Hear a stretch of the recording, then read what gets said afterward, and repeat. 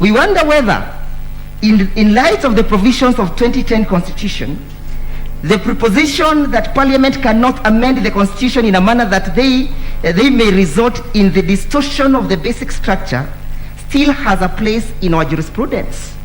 That is the observation of Justice Odunga, who was seated in this bench. The fundamental question to be answered, my ladies, my lords, the basic structure of the Constitution vis-a-vis the proposed amendments. For example, there was a proposal to increase the numbers of the constituencies. How would an increment of the numbers of the constituencies fettered or altered or distorted the basic structure? The basic structure of the Constitution, my ladies, my lords, one of them is about representation.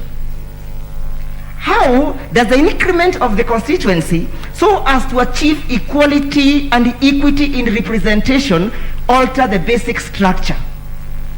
That we submit, my ladies, my lords, it is a judicial innovation that does not find any rest in our Constitution. My ladies, my lord, allow me to move on to my next point. And as I do so, my ladies, my lord, allow me to deal briefly with the question of public participation and its sitting in the circumstances of a popular initiative amendments.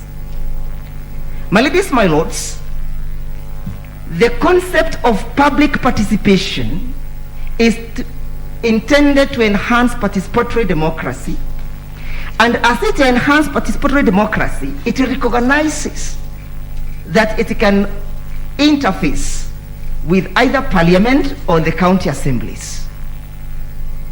My ladies, my lords, Article 118 of the Constitution that creates public participation as an obligation for Parliament, and Article 196 Clause 2B, which creates an obligation for public participation for the county assemblies, ought to be interpreted in a manner that allows it to achieve the purpose. The purpose of that the provisions, my ladies, my lords, is to make sure either Parliament or the county assemblies do not arbitrarily abuse their powers when they are doing their normal legislations. But a fundamental question ought to be raised, whether or not a bill of this nature, a popular initiative seeking to amend a constitution, is a normal bill or normal legislative works of Parliament or the county assemblies. Why should that then be the questions, my ladies, my lords? It should be the question so as to analyze whether the inputs of the public participation being collated and collected either by the county assemblies or the Parliament will inform the bill. How did the judges of the Superior Court observe? They observed that neither Parliament nor the county assemblies can alter the content and the context of the bill as submitted. So, my ladies, my lords, you realize that public participation in these processes should not have been elevated the way it was elevated by the justice of the Superior Court, simply because we are dealing with a sui generis situation.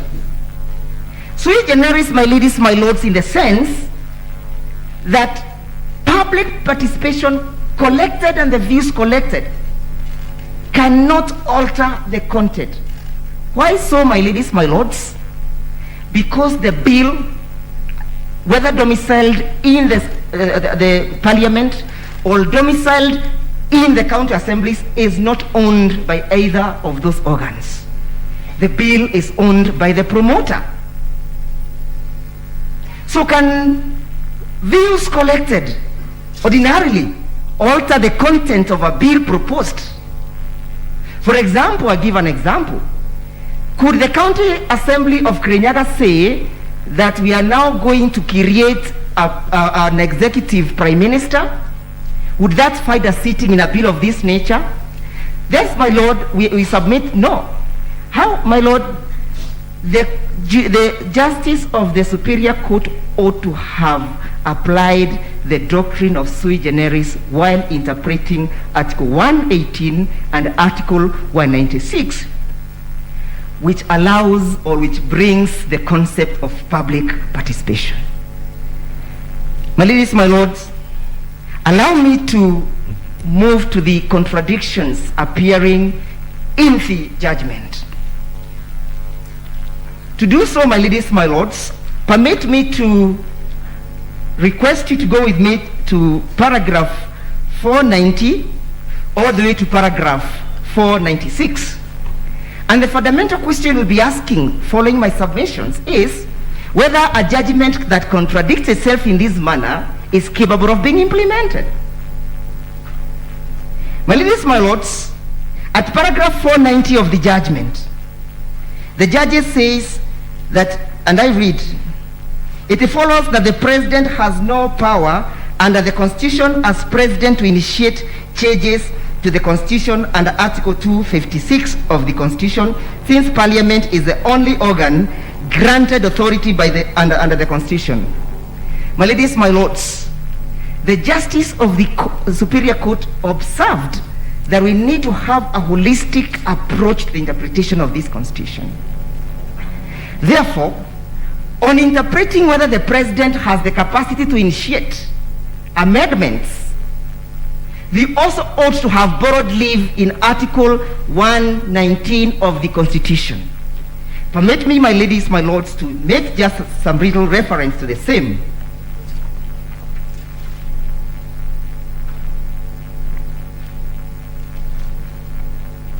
My ladies, my lords, Article 119 says every person has a right to petition Parliament to consider any matter within its authority, including to enact, amend, or repeal any legislation.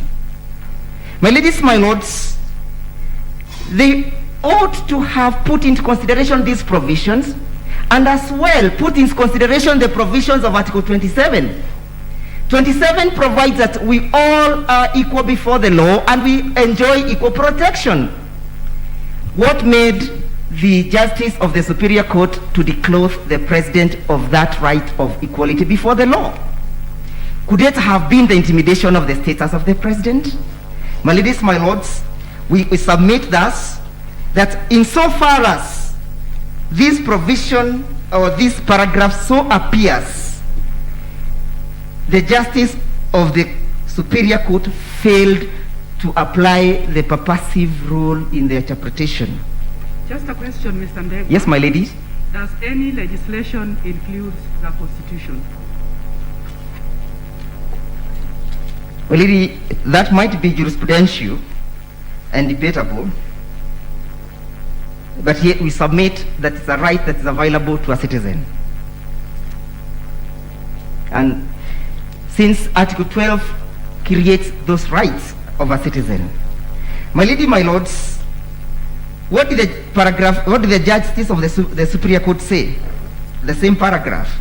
The president, if he so wishes, can, however, through the office of the Attorney General, use parliamentary initiative to propose amendments to the Constitution.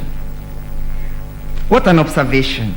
Then they further say, under paragraph 496, permit me to read for purposes of clarity. In our view, in interpreting the Constitution, Constitution holistically, as we are enjoined to do so by Article 1 Clause 2, must be read together with Article 256 and 257 of the Constitution. When one considers these provisions together, the only reasonable conclusion is that Article 257 of the Constitution is reserved for situations where the promoters of the bill do not have recourse to the route contemplated under Article 256, which is the parliamentary initiative.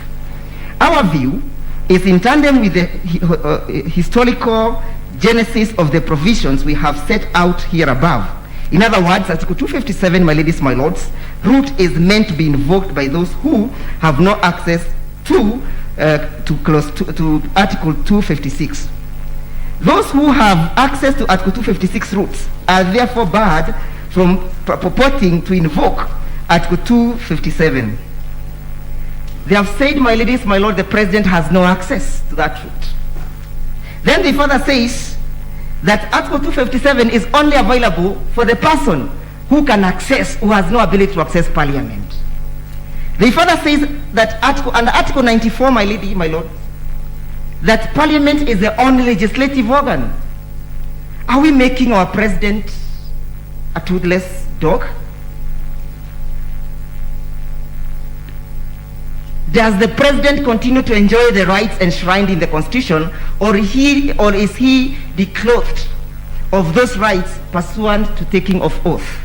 My ladies, my lords, if you go again to paragraph 492, again allow me to read it. Beyond the text of the Constitution, there is another reason it is impermissible under our Constitution, in our view, to permit the president to initiate such amendments through popular initiative, and then sprint to the finishing lane away and receive it. Where in the facts before the court was it that the president was promoting a popular initiative process? They further say, my ladies, my lords, this is because Article 257 of the Constitution provides that if a bill to amend this Constitution proposes an amendment relating to a matter specified in Article 255, the President shall, before assenting the bill, request the IBC to conduct within 90 days a national referendum to approve the bill. What an erroneous findings, my ladies, my lords. Article 257, clause 5, does not deal with the president.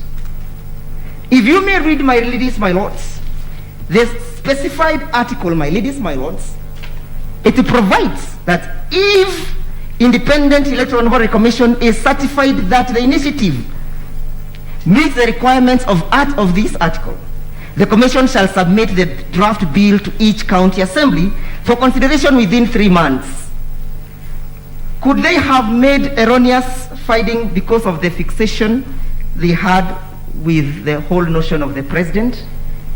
Or was it just an apparent error on the face of record? Counsel. Yes, my lord. What does Sub-Article 9 say?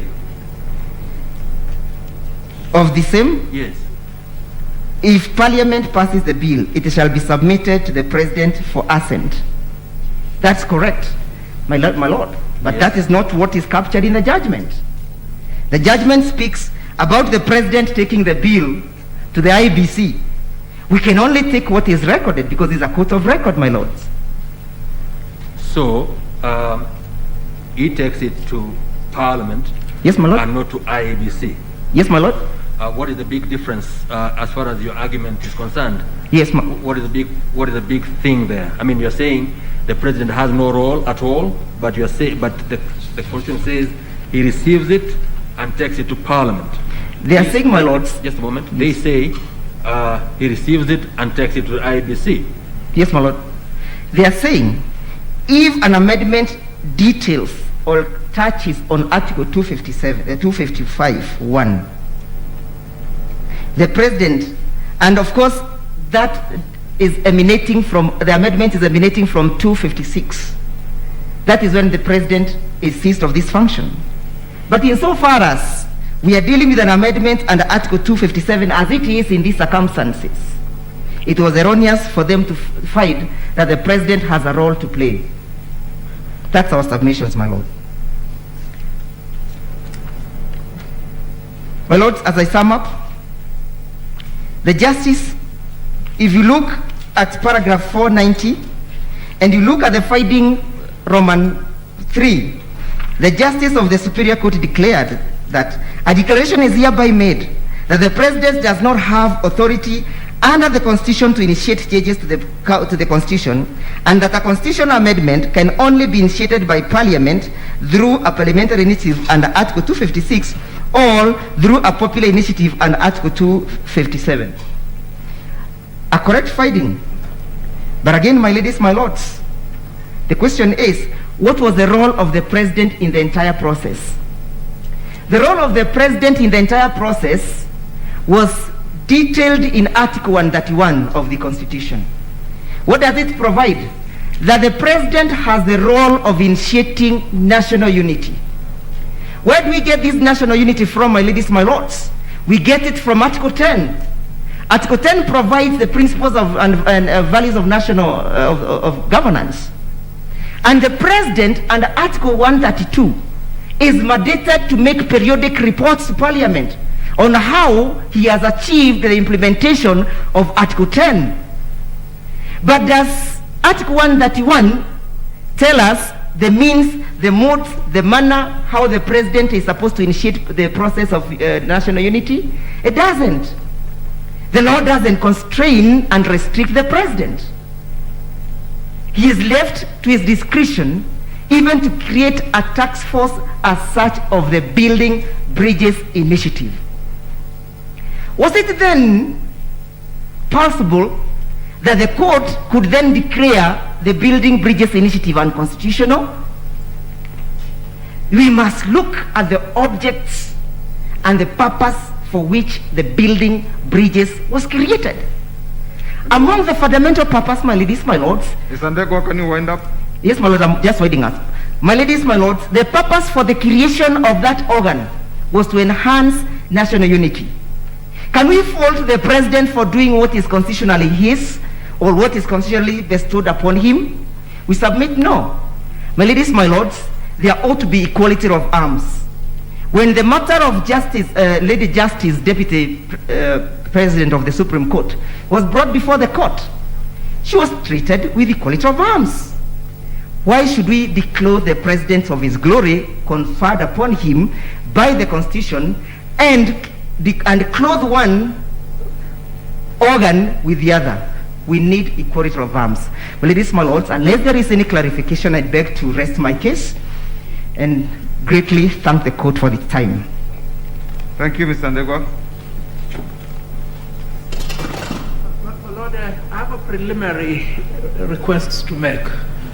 Lord, there are substantive respondents, totaling 8 in numbers. On the 2nd of June, when directions were given, we were given 2 hours each.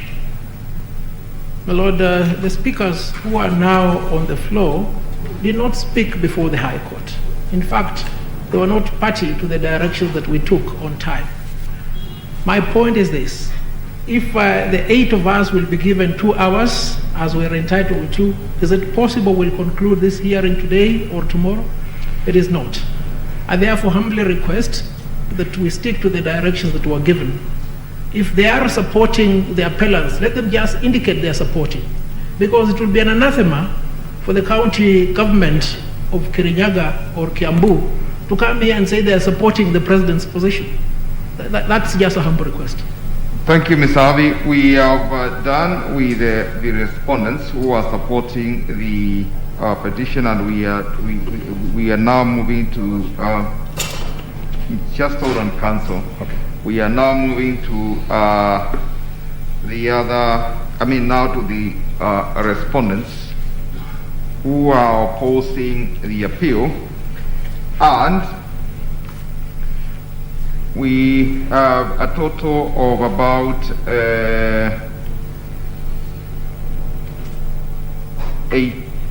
16 who filed submissions, and it is not necessary that all of them address the court substantively. We are going to have a number of the appellants respondents address the court.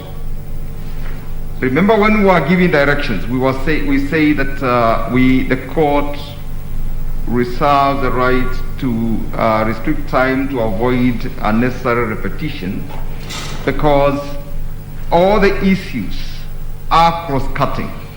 And once, for example, the first to fifth respondent, just as an example, have addressed us, the other respondents who are coming to make submissions in support of the first to fifth respondent's position need not take even half of the 2 hours.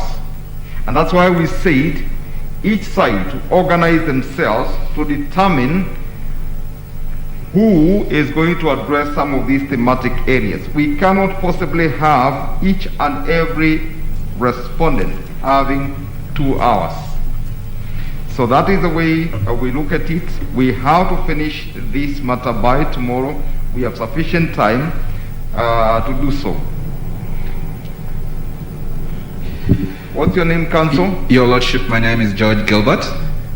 I appear for the 71st respondent. 71st. Who is that? Felista Wakesho. I filed my submissions. And I'm coming in support. Sorry, Your Lordship. You come in? I'm coming in support of the appellant. Yes. And I promise to this court that I will not even ask for the 20 or 30 minutes that my previous predecessor took. I am going to take maximum 10 minutes. Maximum. Are you addressing us on a different issue, or you're basically highlighting an issue that is already on record? I'm going to do a very simple highlighting of the Kivitu case of small relevance. Then I'm going to say something very small on the legislations that were decided that are required by the court for a referendum to proceed, making the referendum unconstitutional because of lack of legislation. I promise I will not take more than 10 minutes, Your Lordship. Did you file submissions? Yes, I did. Can we see your submissions first? They are dated the 23rd of June.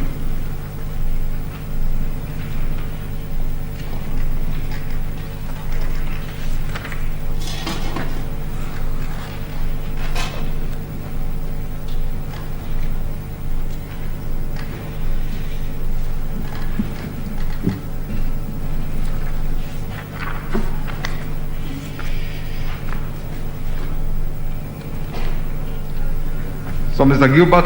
Yes, Your Lordship. We'll give you a maximum of 10 minutes. Start at 5. I promise, Your Lordship.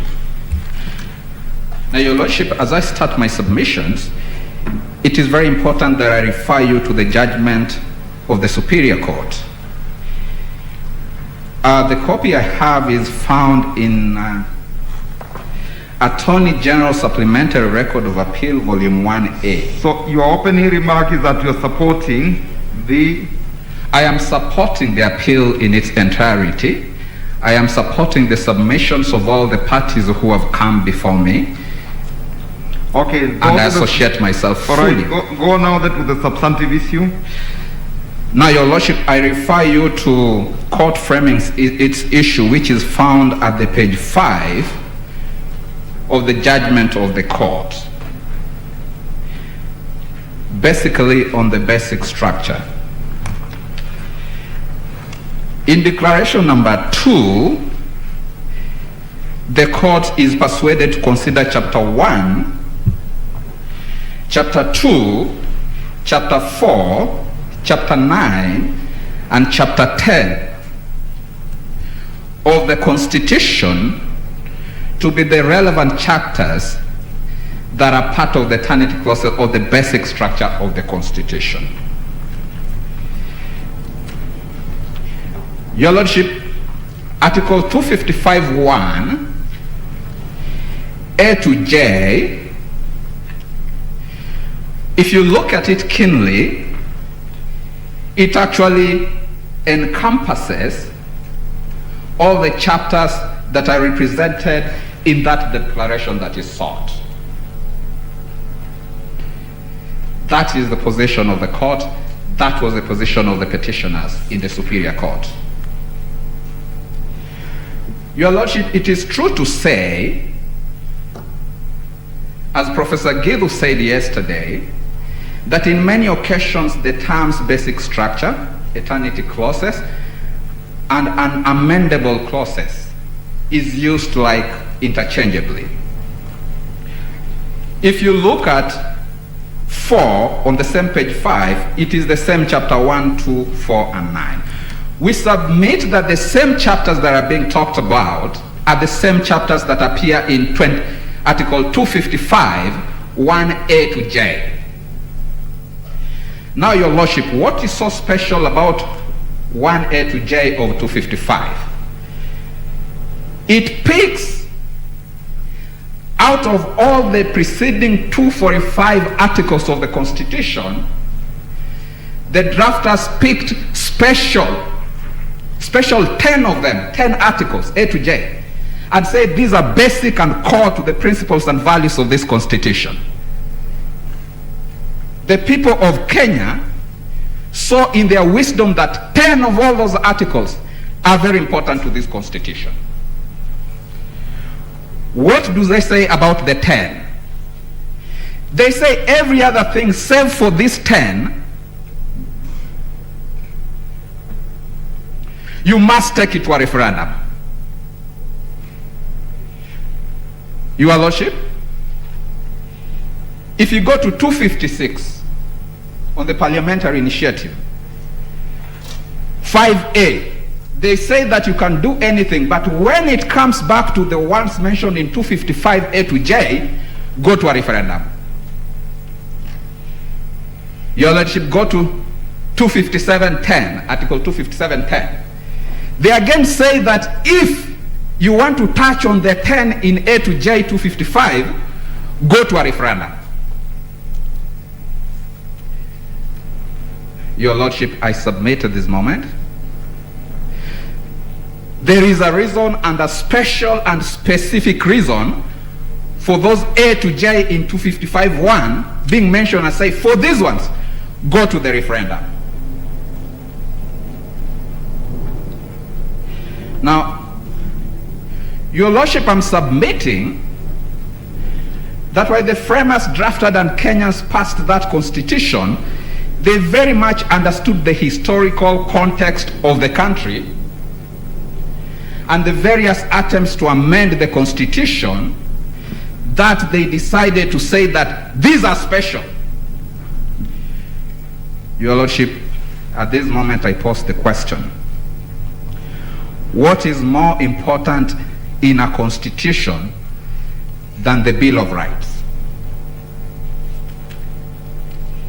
What is more important than the independence of the judiciary?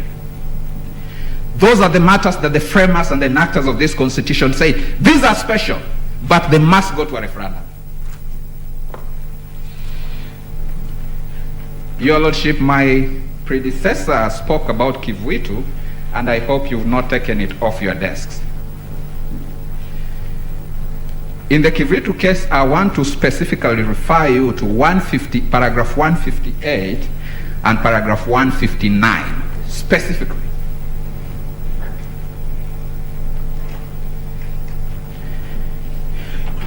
Your Lordship, as I do that, it is important that I remind this court that Kivuitu is a three-judge bench of Justice Weldon Korir, Mumbi Gugi, and G.V. Odunga. The judgment was delivered by Justice Odunga. Please remember your 4 minutes, Counsel. Yes, I know, Your Lordship. 158 says, we agree with the sentiments by Ringera J. in Joya 2, that an amendment that upsets the basic structure of the Constitution could not be effected by the Parliament without involving the people. That's what the three-judge bench says. Without involving the people is the important word. So the court realizes that according to it, it thinks those are the basic structures, and you must involve the people to be able to turn the issues in A to J, the matters. They must go to a referendum. 159, this is what the learned judges said. In a country like ours, which has a history of disrespect for the sanctity of the Constitution, the jurisprudence propagated in Joya 2 case was necessary. They are talking about the history of disrespect for the sanctity of the Constitution. Then they say, this may explain why the people of Kenya are aware of the frequent and frivolous amendments to the repealed constitutions provided in Article 255 of 210 Constitution, that the special core factors of A to J.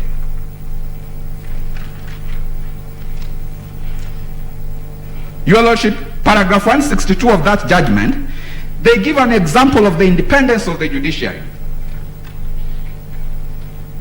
And they say as an example, 255(1)G provides for amendments relates to the independence of the judiciary. which should be approved by a referendum. So, Your Lordship, is it possible that what is being told to this court as a basic structure is not an amorphous organism put above the Constitution, that again, as we say, as statutes, we look up to the Constitution? Does the Constitution look up to another document that is amorphous, known as the basic structures? In fact, the judges in this court seem to suggest that what they would consider to be the basic structure of a constitution is actually the A to J in 255(1). And they say they can be amended as long as there is a referendum. That's what they say. And they say that specifically and expressly in the places that I've said. Your Lordship, when you retire, look at Kivuit well. Finally, when you're talking of the rules of if you want to amend, because the court made a finding that if you want to amend through a referendum, it is unconstitutional because their laws for referendum are not enacted. You also see chapter 16 of the Constitution, which talks about amendment, is one of the unique chapters that are not covered in Schedule 5 to be having what I would call constitutional dictates on legislative framework.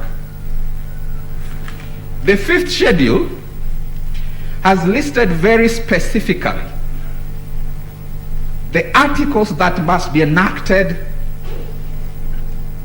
by the dictates of the Constitution: Environment and Land Act, Employment Labor Relations Court, National Land Commission.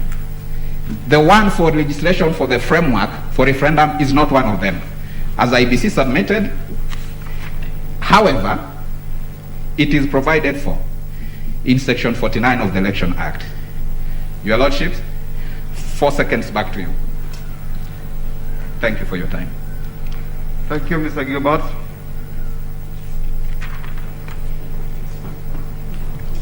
First to fifth respondents, are you ready?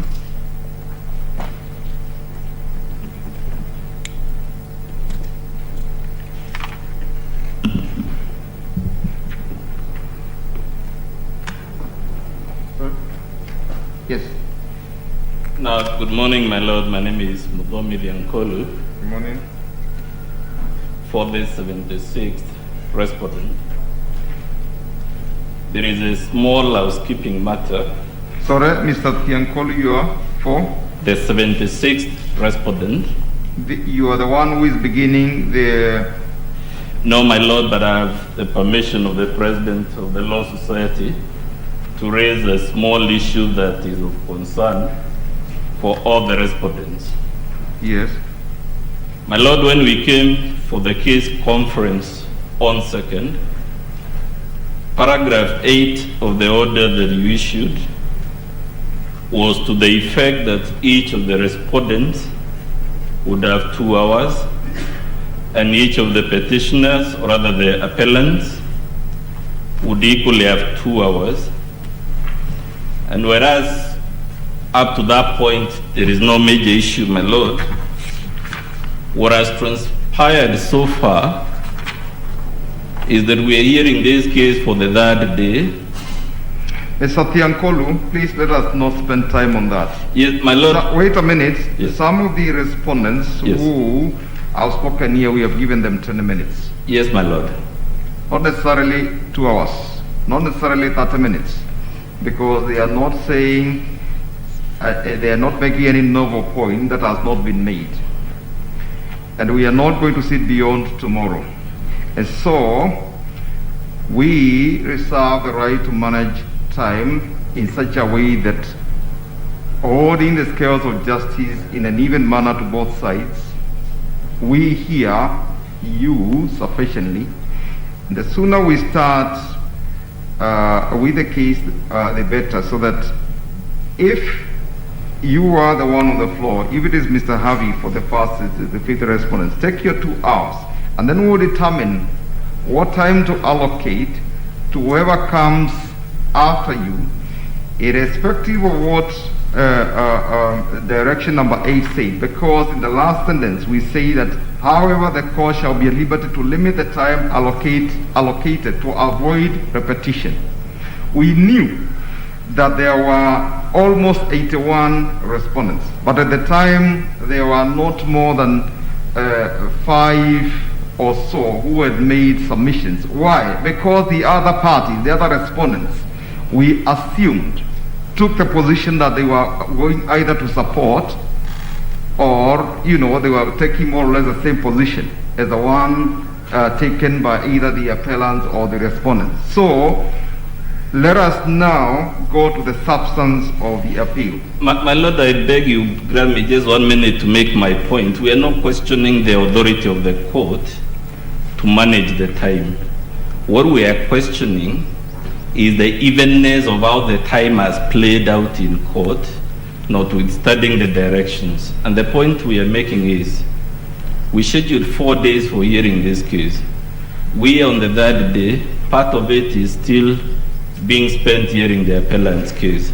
Tomorrow we have scheduled some time to hear another appeal, which is also part of the appellant's case. It would follow, my Lord, clearly if we go that route, it would mean out of the 4 days we have scheduled, about 75% of that time, of the oral airtime in court, will have been spent by the appellant. Remembering also, the appellant still have another right of reply according to your directions. And it is in that context, my Lord, we are very humbly suggesting that even as we acknowledge the court must manage the time, we would very humbly plead with you, if they have spent, say, a cumulative of 20 hours, then give us, all of us, combined an equal amount of time. Remembering they have even an extra time, because if we don't do that, my Lord, as we say, it cannot be said, at least not fairly,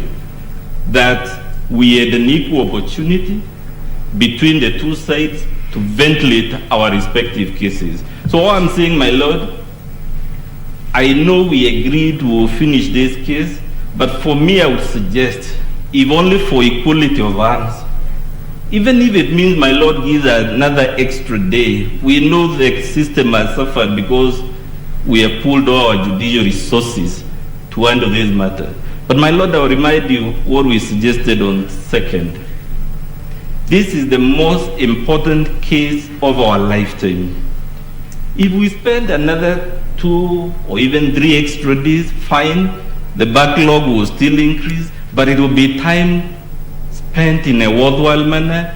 Otherwise, my Lord, if we proceed the way we are proceeding, our concern, and I'm speaking on behalf of all the respondents, is that when you accumulate the total time the appellants and their supporters have had, our time will be way, way shorter, and it's clearly not fair. Of course, my Lord, I leave it to the court. Mr. Tiankolu, thank you. I've heard your point.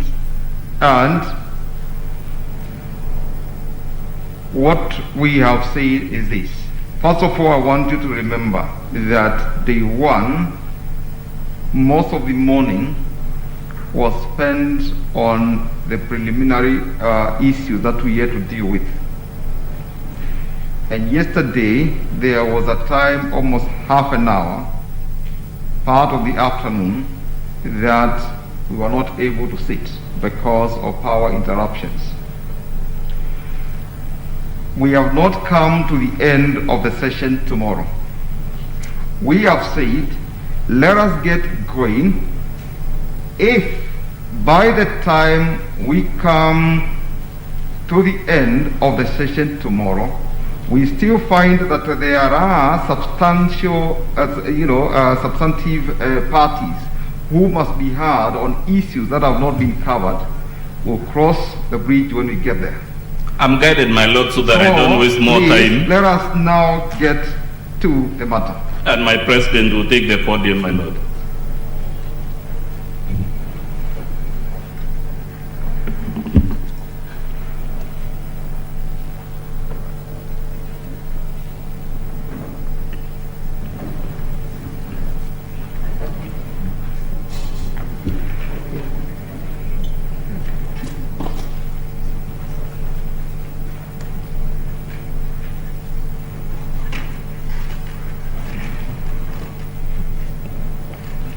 My Lord, the President of the Court of Appeal, my ladies and my lords, my name is Nelson Harvey. I appear together with Esther Angawa for the first to fifth respondents in the consolidated 4 appeals. And the respondents are Dr. David Ndi, Jerotich Say, James Gondi, Wanjiru Gikonyo, and Ikal Angele. On 27th of August 2010, the people of Kenya promulgated a constitution. It was a perfect charter that defined the system of government. It created a pure presidential system with one executive, unitary. It created a minimum of 14 and a maximum of 22 cabinet secretaries. It created a parliament of 290 constituencies in the National Assembly. It also created a judiciary that was independent and accountable. There are those who have found fault in that constitution. They have proposed a total of 74 amendments.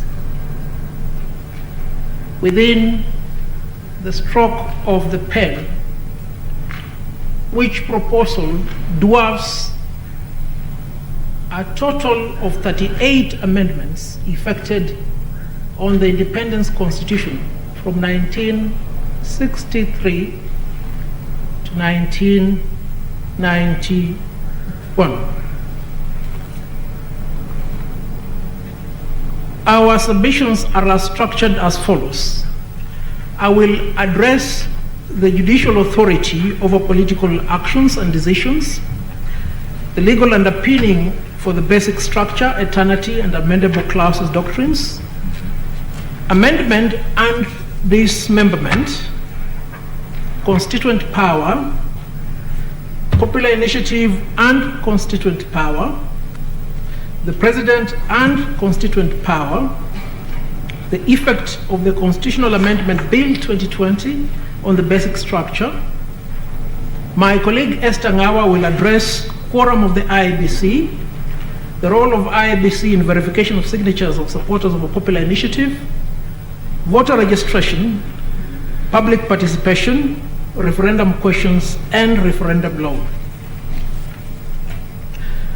The question on the basic structure was determined at paragraph 469. Sorry, Mr. Harvey, are you comfortable there or you'd want to use the podium? I'm comfortable here because I want to have maximum use of my Okay, books. Yes. Thank you. Thank you, my Lord. My Lord and my ladies, it was the finding of the High Court that the basic structure, eternity clauses and unamendable clauses is applicable in Kenya. To that extent, the High Court defined what the basic structure is. It stated that the basic structure is the constitutional core edifice or its essential features. The court further indicated that these 2 doctrines are identifiable from an examination of the history and the text of the Constitution itself. The court proceeded to say, and this we'll find at page 176 or paragraph 473 of the judgment, and I may quote, "To be sure, there is no clause in the Constitution that explicitly makes any article in the Constitution unamendable." So the doctrines are explicit. Sorry, they are implicit, they're not explicit. The court proceeded to indicate that insofar as the basic structure is concerned, an alteration is permissible, but only through the exercise of the constituent power. And the exercise of the constituent power was premised upon 4 sequential steps: civic education, public participation, debate, and a referendum as the ultimate process.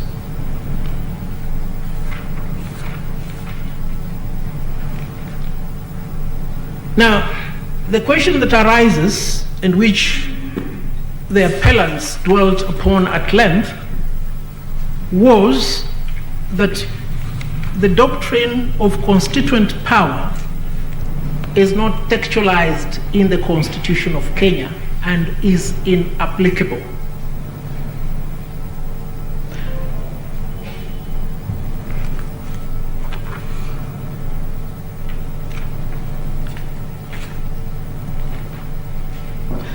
May I take the court to the decision upon which this doctrine is domiciled in Kenya's jurisprudence, and this is the case of Njoya and 5 others versus the Attorney General. It appears in volume 2 of my bundle at page 642 all the way to page 728.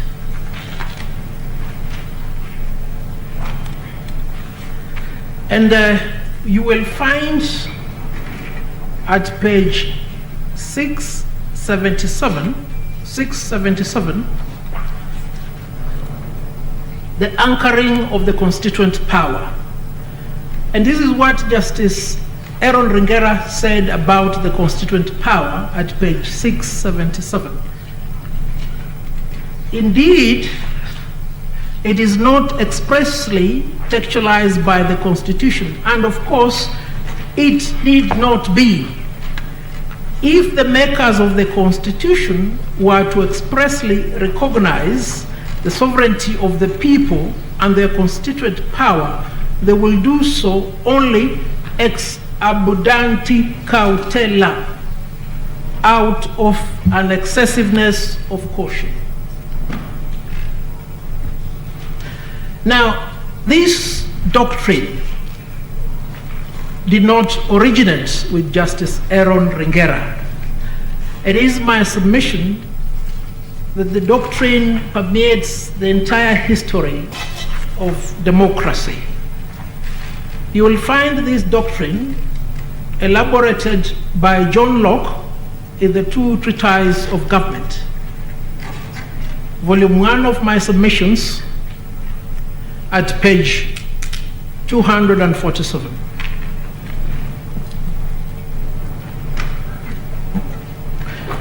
This is how Locke defines constituent power.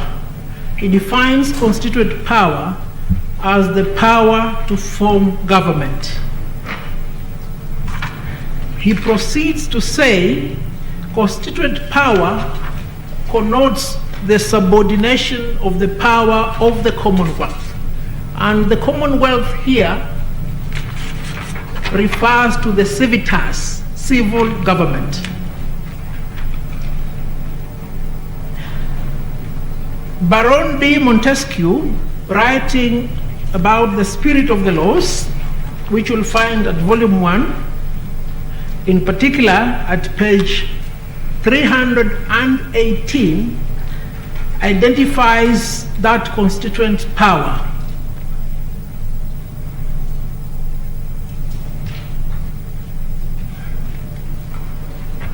Yes. It is therefore my humble submission that constituent power is traced to antiquity insofar as democratic governance is concerned.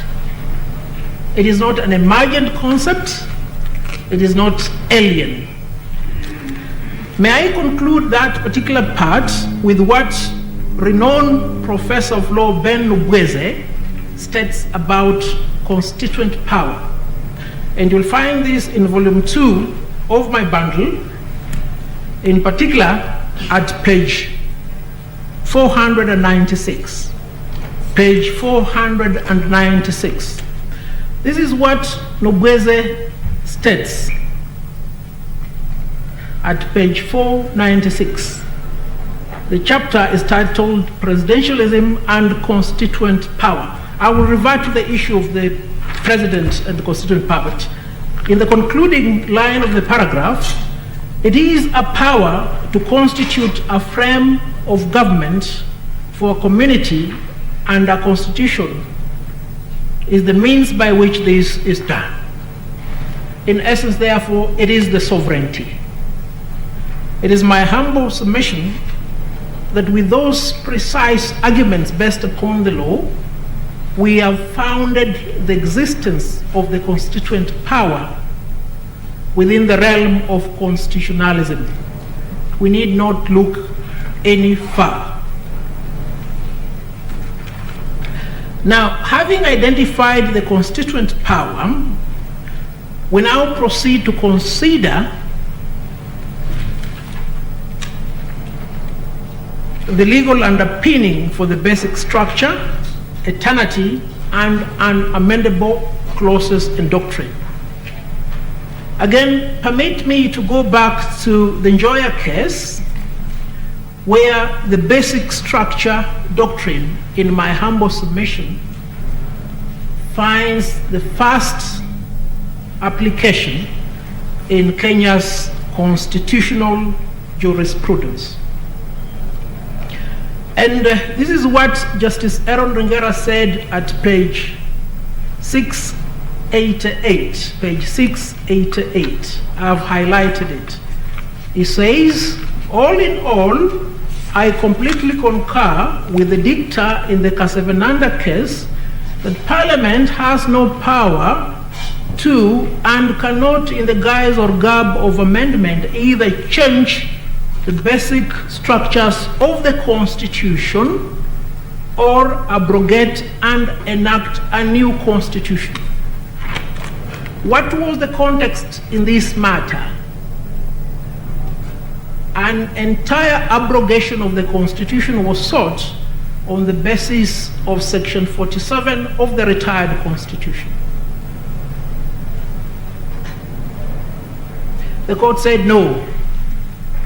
For you to alter that system of governance, you must go back to the constituent power. Speaking about the constituent power and the basic structure of the Constitution, and here you recall the question that was posed by Justice Kiage to Senior Counsel George Oraro. Can the people of Kenya, through their majority, resolve to remove or abrogate Parliament? What was his answer? He said yes. Permit me to take you back in history. When is the pivotal moment in the history of the world when this was attempted? It was in 1933 by Adolf Hitler. And history records that of all the European leaders of that time, it is only Adolf Hitler who ascended to power with an overwhelming majority at the ballot. Now, let's see what Justice Aaron Ringera said about that issue. He proceeds. In my judgment, the framers of the Constitution could not have contemplated or intended such an absurdity, the removal of Parliament. And it will not be an answer to that concern to say, as was said by counsel for the second respondent, that the people can't change their Parliament. It is as simple as that. Now, let's domicile the basic structure in text. And I will take you back to Professor Nubweze writing about presidentialism in Commonwealth of Africa, and still on the topic of the constituent power. And permit me to emphasize, when Nubweze writes, it is not a suggestion, it's not a concept. He indicates what the law is.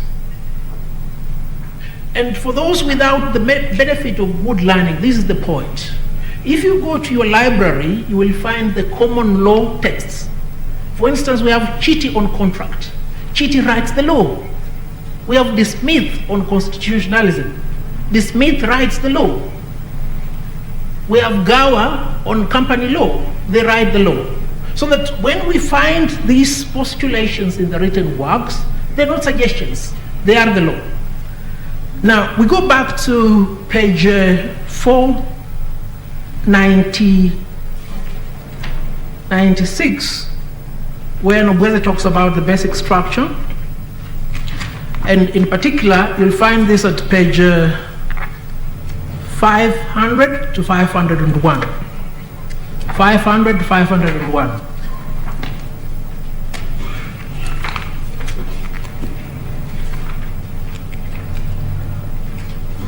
If I may go there pretty fast.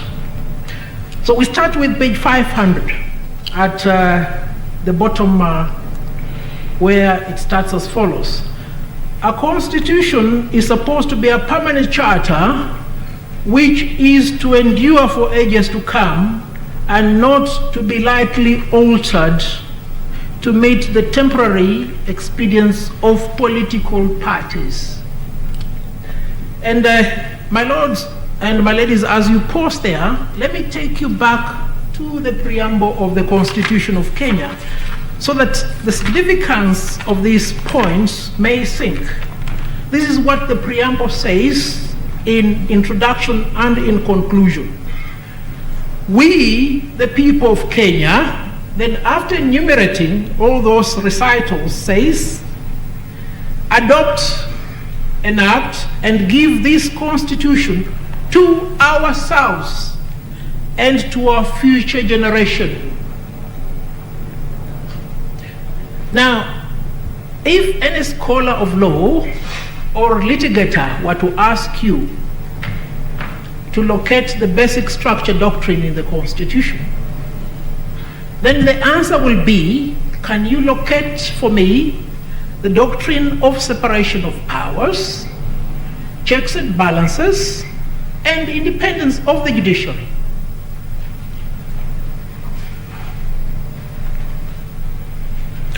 Now, we go on and see how Professor Nobweze has applied this basic structure to the Kenyan situation. And you will find this at page 526 of volume 2. 526, my lords and my ladies, 526.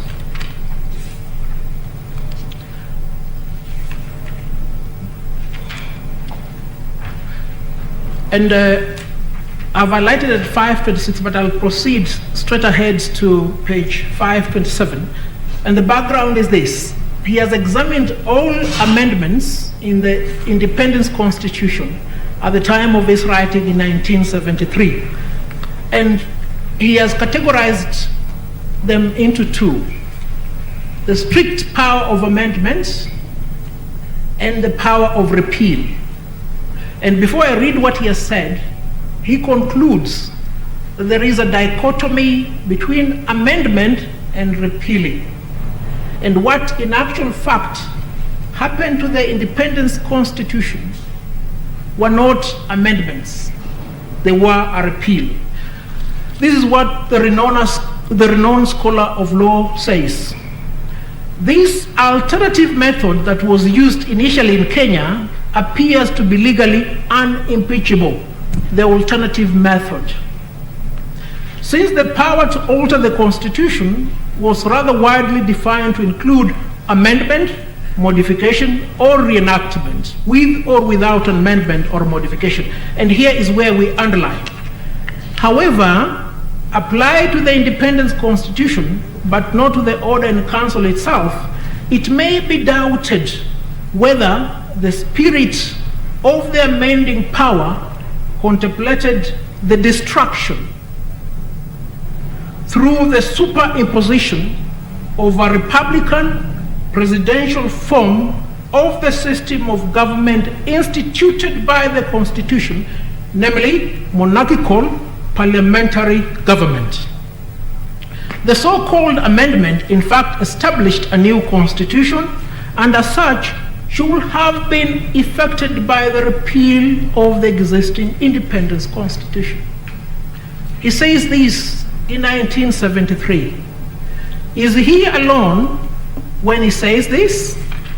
No, he's not alone. He is joined by Justice Aaron Ringera many years later. And this is what Justice Aaron Ringera said, commencing from page 688 at the last paragraph. Before I leave this aspect of the matter, let me comment on the previous amendments to the Constitution of Kenya. Since independence in 1963, there have been 38 amendments to the Constitution. The most significant involve a change from dominion to republic status. The dominion was this: there was a governor general, and then there was a prime minister. There was the lower house and the upper house.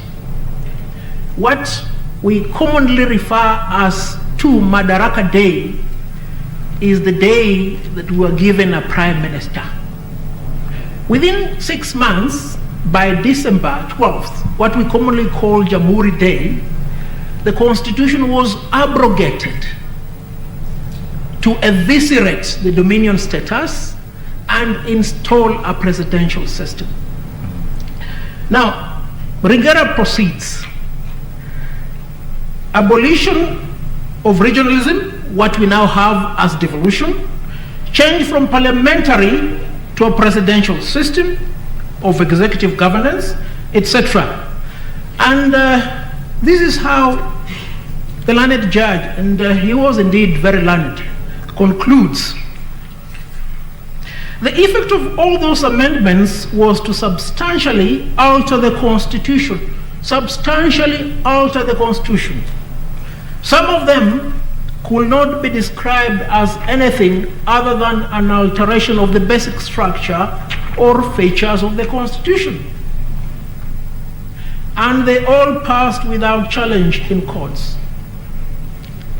My ladies and my lords, before Copernicus, before Columbus, there were many things about the earth that were not known. They are now known. The fact that we did not know something 10 years ago did not mean that we were foolish then. We were not wise. We've just grown wiser. He concludes, all I can say that is, in that respect, is that unfortunately or fortunately, the changes were not challenged in the courts, and so they are part of our Constitution.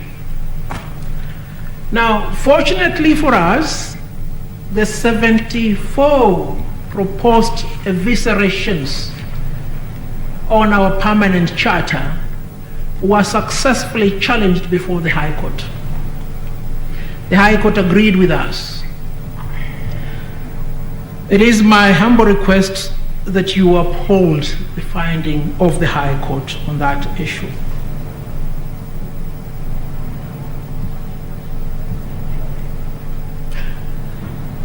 I will not... Mr. Harvey. My Lord. Mr. Harvey. My Lord.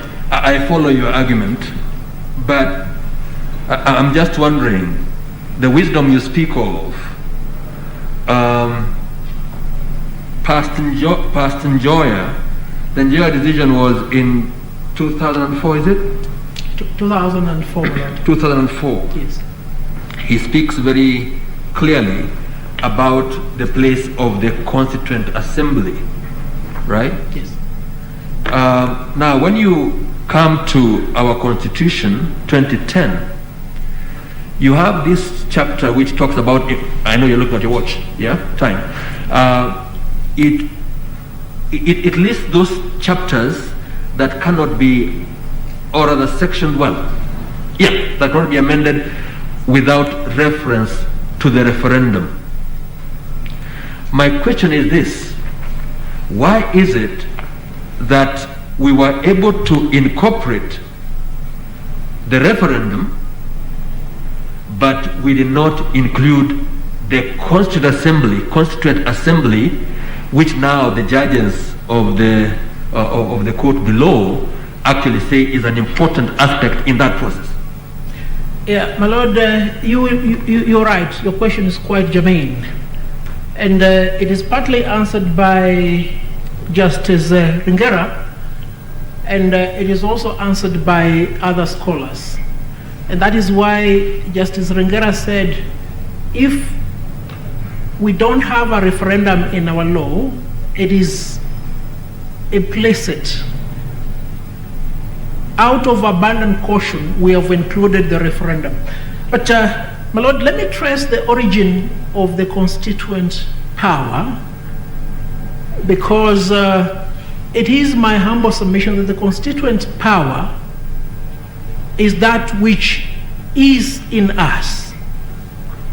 In French, it is called pouvoir constituant. It is almost traced back to God.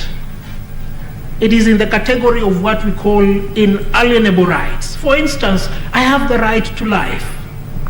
You may textualize it in the Bill of Rights. You may not textualize it in the Bill of Rights, but it is my right. Let me give you a more basic example. Childbirth must happen after 9 months. And there's a manner of happening of childbirth. If it is textualized, it is for the benefit of medical learning, but it doesn't change the mode. Have I answered your Lordship? In a roundabout kind of way, you've attempted. Carry on. Thank you. My Lord. Mr. Harvey, just on the same issue, what's your view? Were the principles espoused by Ringera J in the Njoya matter realized by Kenya in the making of the Constitution of Kenya 2010? They were realized to a certain extent. For instance, the referendum was textualized. The constituent power was not textualized. Public participation was also provided for in various aspects, commencing from Article 10, going to Article 118 and 119. But the premise upon which we seek to support the decision of the High Court is this. Even if they were not there, we are duty bound to follow them.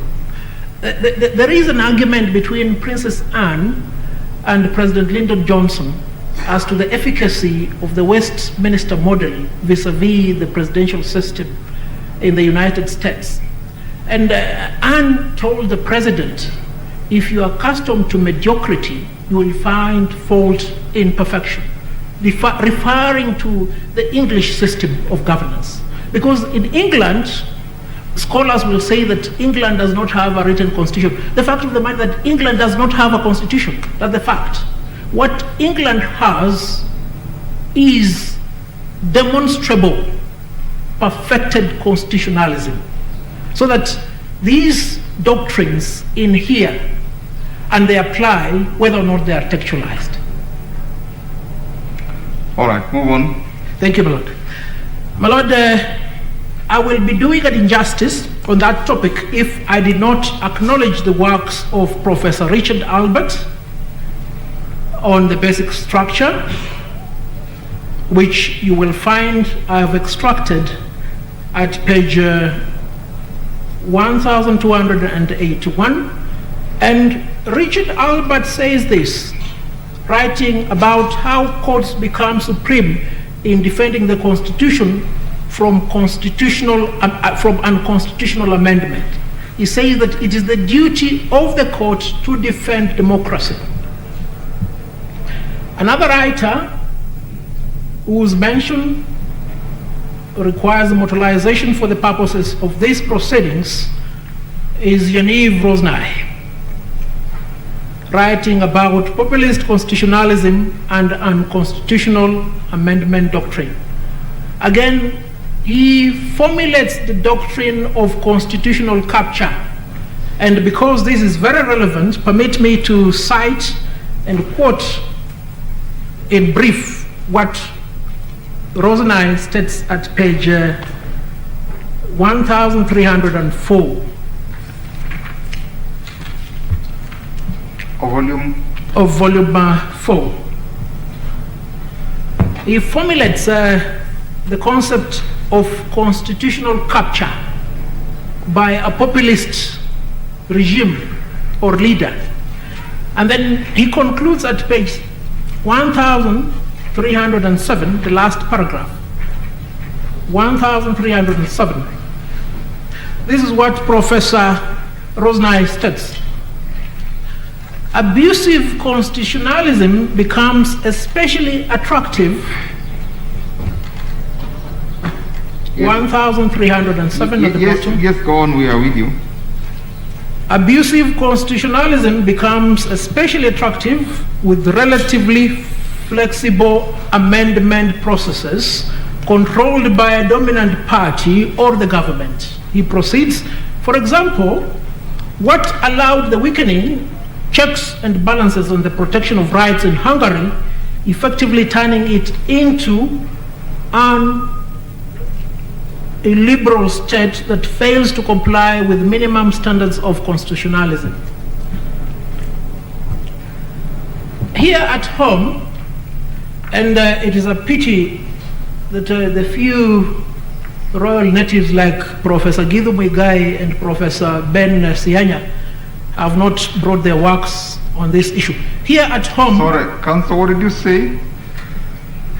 I'm saying that the royal natives. You see, in England we have the lords, and here we have the professors when it comes to the law. So the royal natives, Professor Githu Muigai and Professor Ben Sianya, have not written on this issue. But one royal native has written on this issue. His name is Professor John Mutaha Kangu. Mutaha Kangu. And his book is titled Constitutional Law of Kenya and Devolution. And if you look at volume 4 at page 1276, 1276, this is what the good scholar of law says. The basic structure of the Kenyan constitution should include the sovereignty of the people, the supremacy of the constitution, the principle of sharing and devolution of power, democracy, rule of law, the Bill of Rights, especially the right to human dignity, separation of powers, and the independence of the judiciary. And then he concludes, just as the judges of the High Court concluded, that you cannot exhaustively enumerate which clauses in the Constitution to which to attach the basic structure, eternity clauses, or unamendability. He says, nonetheless, implied non-amendable aspects of the Constitution can be identified. Council, flowing from that, I think the argument was made that if that be the case, the courts would have to be approached at every turn to determine what that comprises. What do you say to that? My Lord, I listened to that submission with a lot of disappointment. The court need not be approached anytime the amendment is proposed. The reason is this. The court is the final arbiter of interpretations of the Constitution, but not the only one.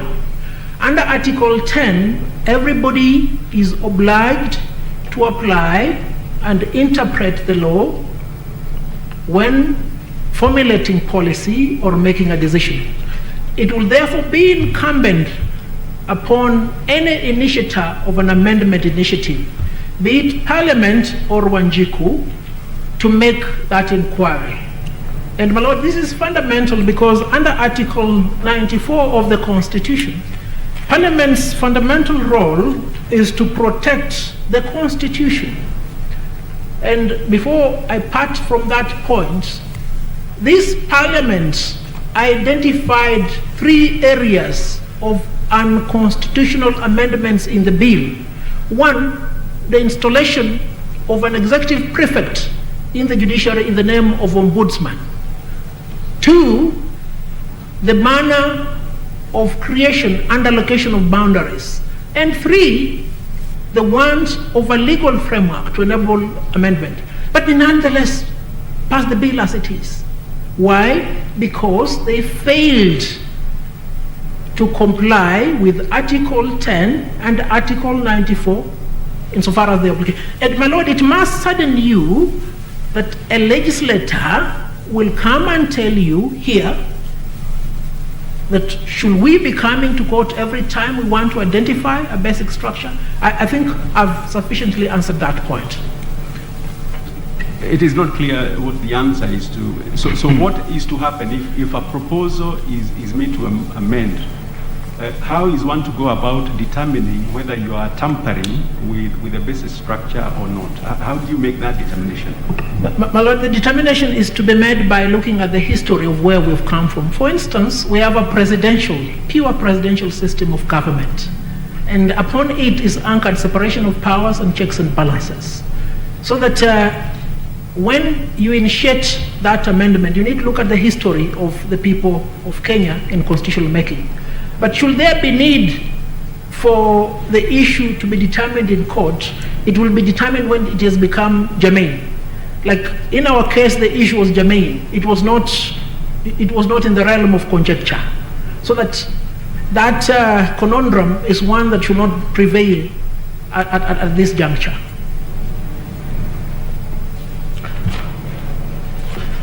And because I want to leave my colleague with a clear 1 hour, let me quickly deal with the popular initiative and constituent power.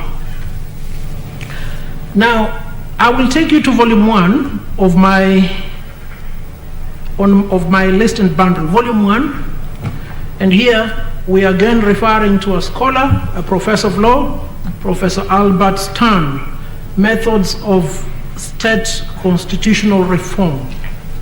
And you will find the operative article at page 343. And I rely upon this decision, page 343, it's a written text, to indicate that popular initiative is not peculiar to Kenya. There is a colleague of mine who submitted that we are the only ones who have domiciled this doctrine.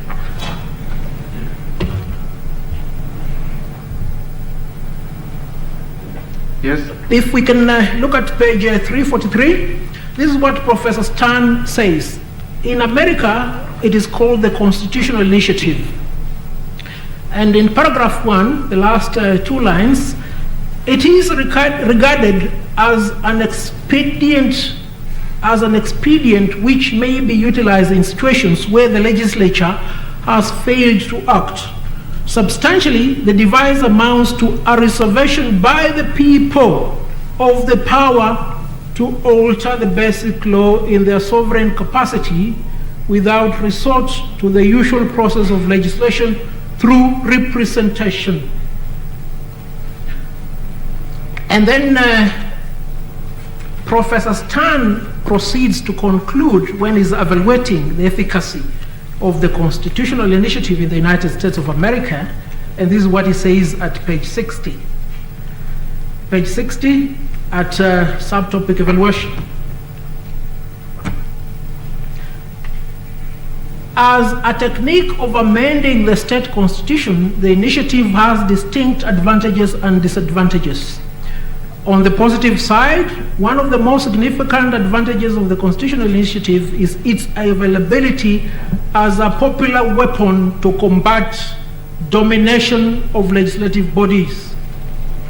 And then he concludes in that paragraph, not only is the constitutional initiative a device for avoiding stalemate in the legislature, but it also serves other useful purposes.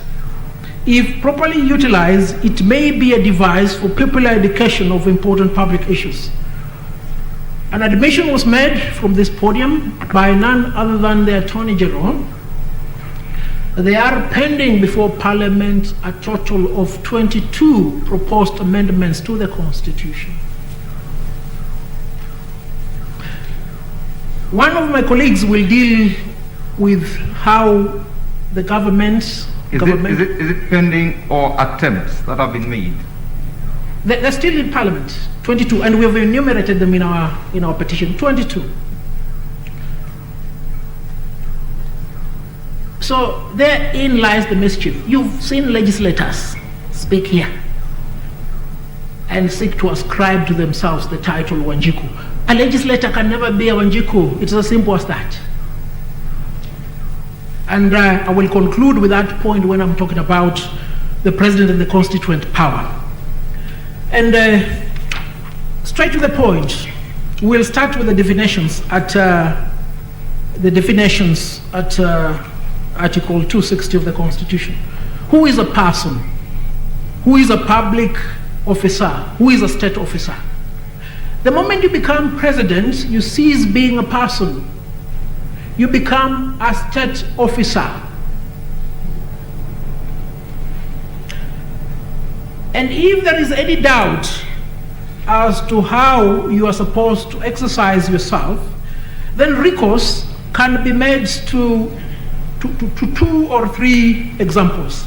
We will start with Locke himself at page 250 of volume 1. Page 250 of volume 1, 250. And this is very imperative. This is very imperative, page 250.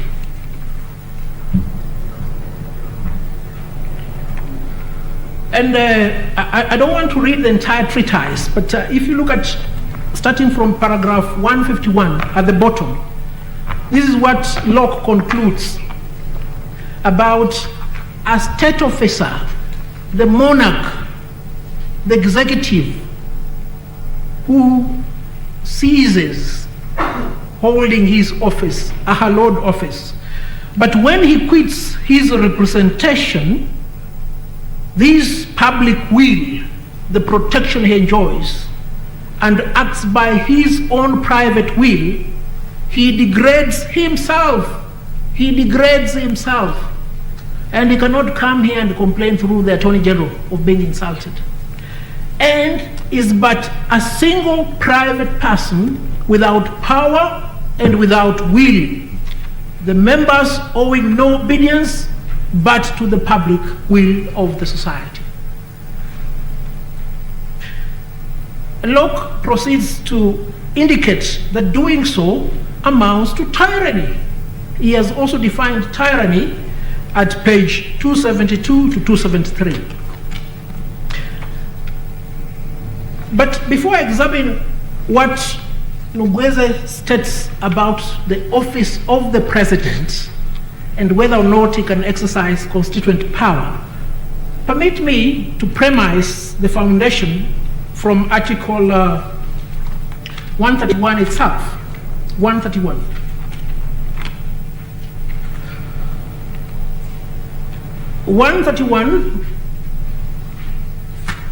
Sub-Article 2A and B. The President shall respect, uphold, and safeguard this Constitution. There is no obligation of that kind on Wanjiku, Atieno, Nasmiu, Hadija, or Mwende. It goes at B, safeguard the sovereignty of the Republic. There is no obligation on me to safeguard the sovereignty of the Republic. Now, that is the office of the President. And we have seen what the sovereignty of the Republic is. It is the constituent power. The President, like King David before him, cannot start taking the flock. The President, like King Edward VIII, must remain the President. If he wants to engage in the affairs of other lesser mortals, then he must abdicate. There are no 2 options to this matter. And to contextualize that quickly, we see what Professor Ben Nugweze says at page 462 of volume 2. 462 of volume 2.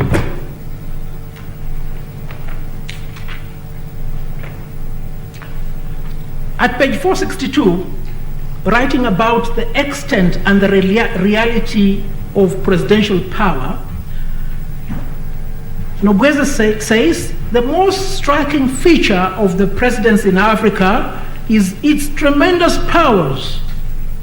Its formal powers exceed those of its American prototype, not in nature, but in extent. You now realize the lamentation of President Lyndon Johnson when they were having dinner with Princess Anne. And as he closes, this is what he says at page 483. The splendor that is of the president, page 483, last paragraph. The splendor is indeed part of the social preeminence of African presidents. The splendor. Personifying the state, writes Arthur Lewis, they dress themselves up in uniforms, build themselves palaces, bring all other traffic to a standstill when they drive, hold fancy parades, and generally demand to be treated like Egyptian pharaohs. If Professor Nobwede and Arthur are lying, drive in the streets of Nairobi. The president is not a mere mortal, he is a superior mortal.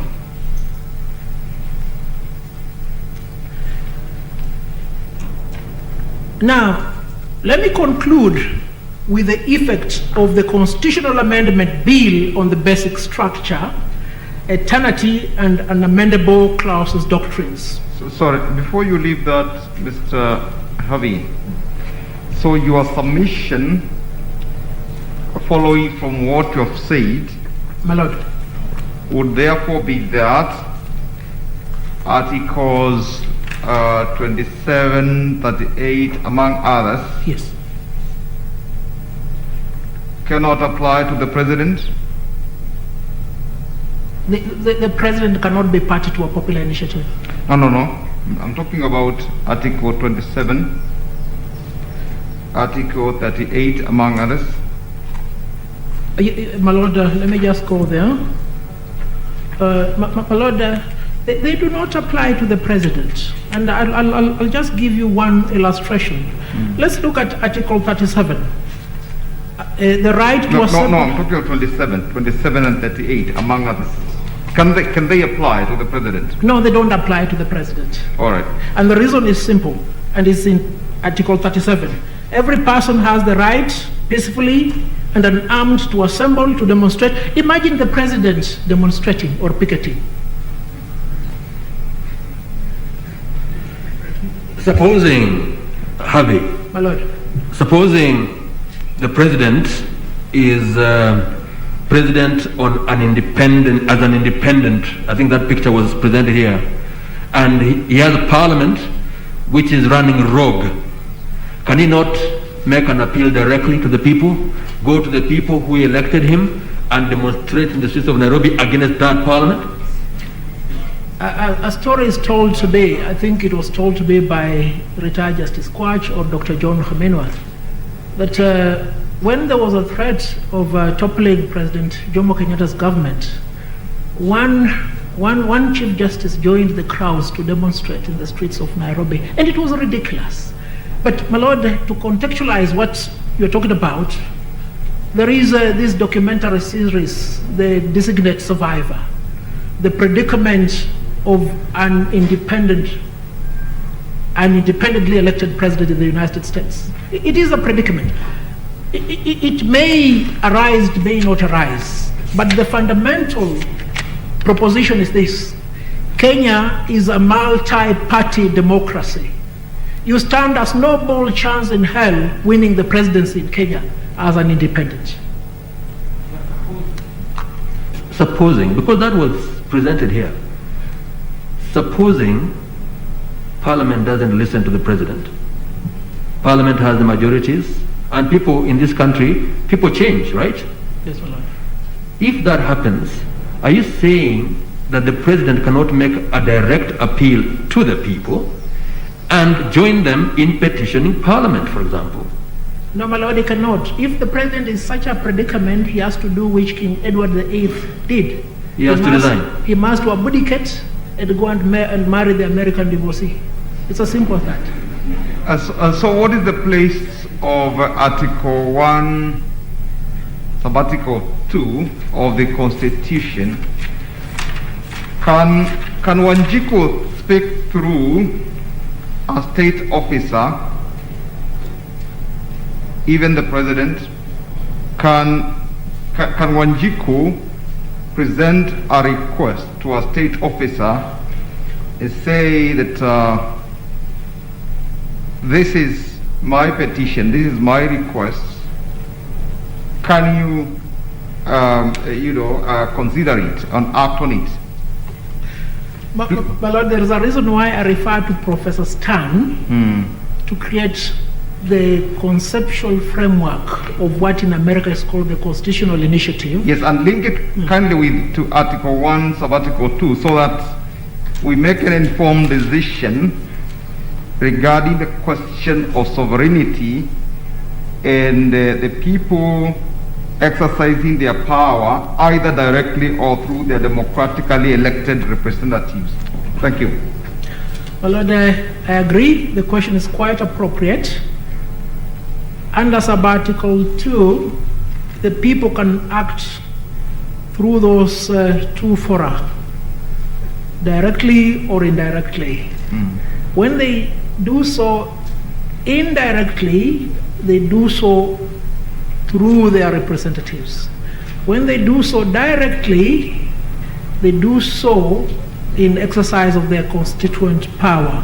When all those other avenues, as Professor Stan says, have failed to yield results. But my Lord, because the... Only when they have failed to yield results? Yes, yes. Okay.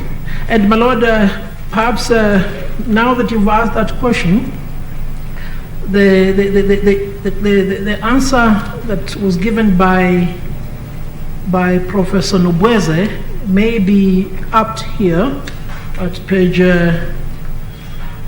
496. Page 496 of volume 2. Yeah, he says, recalling again that the president under the presidential system in Commonwealth Africa is the organ that coordinates and therefore dominates the executive and legislative process of government, in particular, that it is he who as the executive has and controls the legislative initiative.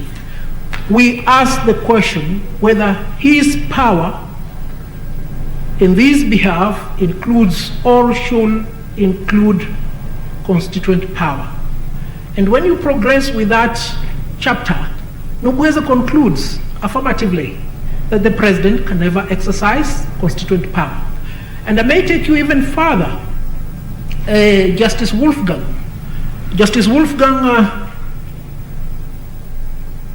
who is also a professor of law in Germany, says this constituent power was not available to the monarch and is not available to the executive in a republican. No wonder, therefore, Germany had to entrench certain clauses because they couldn't entertain a repeat of what happened in 1933. Now, my lords and my lady, if you permit me to use these 13 minutes. Yes, you can move on. I want to interrogate the effects of the BBI bill on the basic structure. This is what the BBI bill has done: to destroy, to dismember, to eviscerate the basic structure of the Kenyan system. It has created an impure hybrid presidential and parliamentary system. And remember, Nobweze spoke about it concerning the change from dominion status to republic.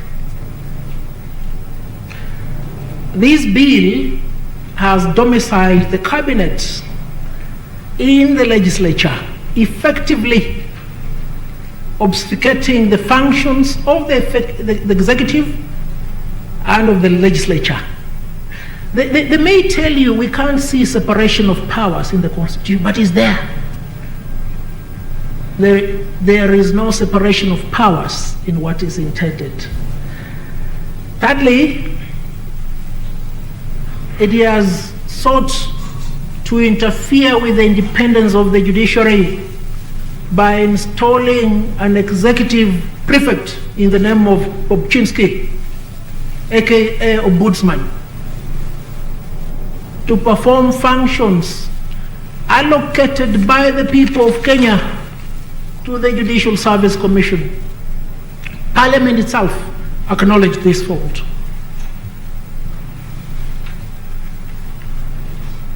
My lords and my ladies, I would have wanted to speak much about this issue,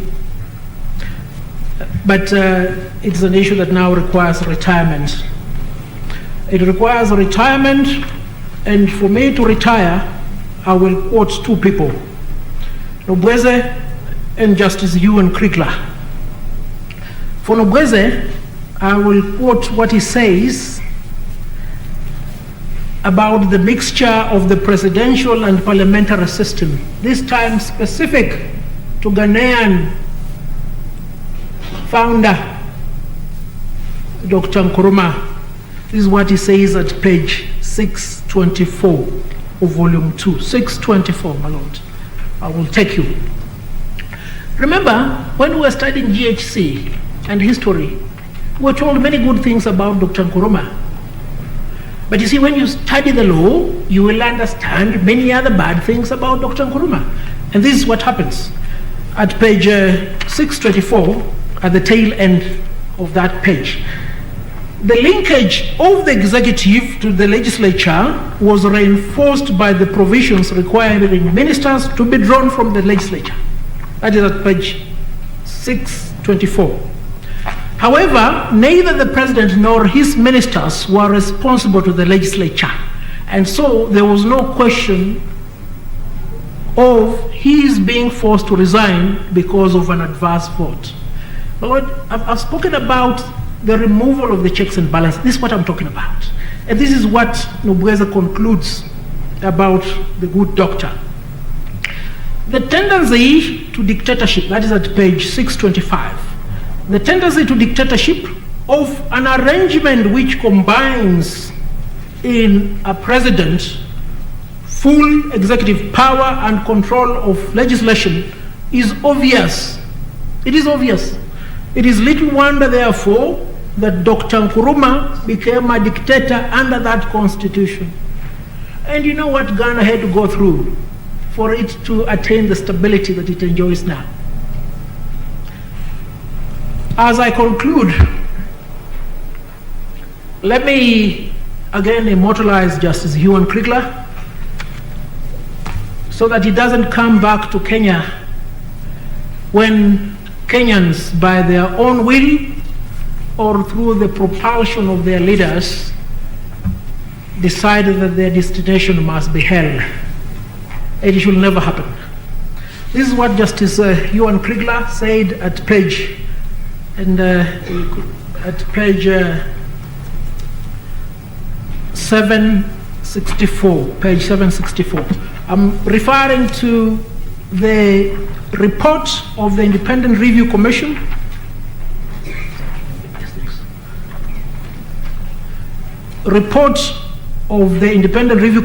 on the general election held in Kenya. This is what the good judge said. What volume are you at? That is volume 3. Volume 3? 3. Volume 3. Right. Page 764. Yes, move on. The last two paragraphs. In order to start trying to prevent a recurrence of the tragic aftermath of the 2007 general elections, and this is where you underline, Kenyans, from president to peasant, will have to do an agonizing stock take of where their country stands. An agonizing stock take. From president to peasant, the pharaonic president who makes traffic stand, to the peasant, the holder, the bearer of the constituent power, pouvoir constituant. They will have to show their commitment to the rule of law and its equal applicability to all citizens, irrespective of economic, social, and political or any other belief. No, the solution does not merely lie in constitutional and legislative changes. The culture of impunity in Kenya needs a fix too.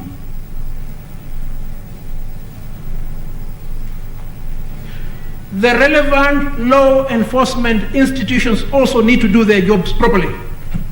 IBC must do its job. Parliament must do its job. We have done our job here. My lords, let the court do its job. I plead with you most fervently to dismiss the 4 appeals and affirm the decision made by the High Court. You owe these to the people of Kenya in tandem with the oath you took in accordance with the Preamble. I beg to rest, unless there is a question. Your last exhortation seems to suggest that if we don't agree with you, we are not honoring our oath. But we could go either way. You realize that? No, my lord, I just asked you to do your job. How you do it, you better qualify to know it. Absolutely, thank you. I'm too junior to be able to do your job. Thank you. Thank you, Mr. Avi. Who comes after you? It's your colleague. My co-counsel Esther Ngawa. Yes, please. Let her She has the entire hour ahead of her.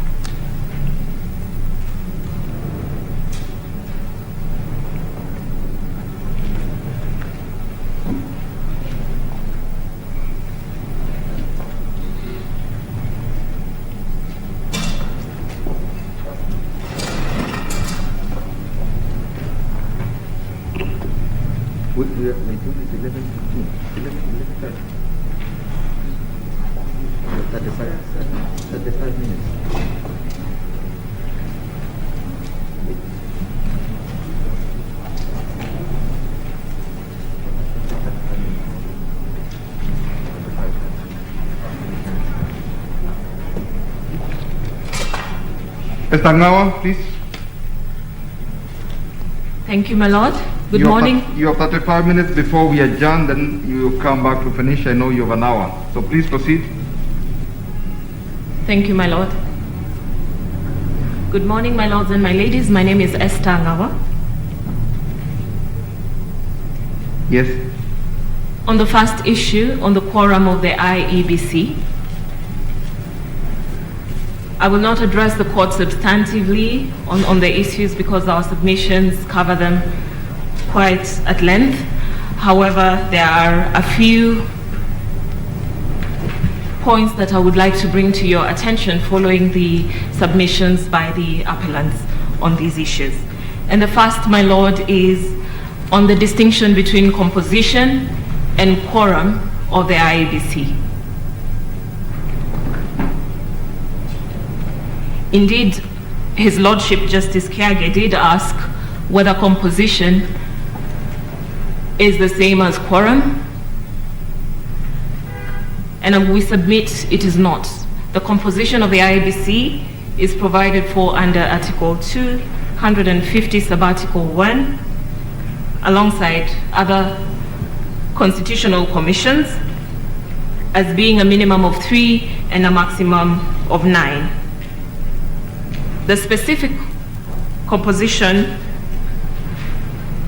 of the IEBC was set at 7 by the IEBC Act, and the quorum, which is the number of commissioners required for it to undertake business, was set at 5 by paragraph 5, schedule 2 of the IEBC Act. Now, my lords, the challenge by the commission to the findings of the Superior Court on this issue is firstly based on an allegation that the Superior Court misdirected itself because there was no law requiring a quorum of 5. I would like to disabuse that notion, my Lord, by looking specifically at the decision claimed to have declared as unconstitutional paragraph 5 of Schedule 2. That decision is Katiba Institute and others versus Attorney General at volume 1, page 154 to 173 of our bundle. You see the page? Page 154 to 173. That's the entirety of the decision. Right. But I would like, my lords, if you could go with me to page, if you could go with me to page 165 of volume 1.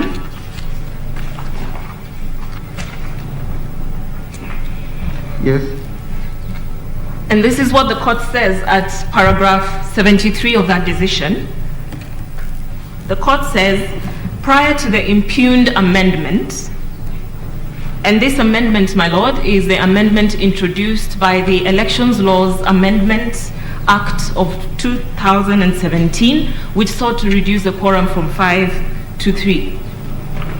Prior to the impugned amendment, paragraph 5 of the second schedule to the Act provided that the quorum was 5, stating the quorum for the conduct of the business at a meeting of the Commission shall be at least 5 members of the Commission. After the amendment, the paragraph now provides that the quorum of the conduct of business at a meeting of the Commission shall be at least half of the existing members of the Commission, provided that the quorum shall not be less than 3. Going down to paragraph 77 of that decision, this is what Justice Chacha Mwita said.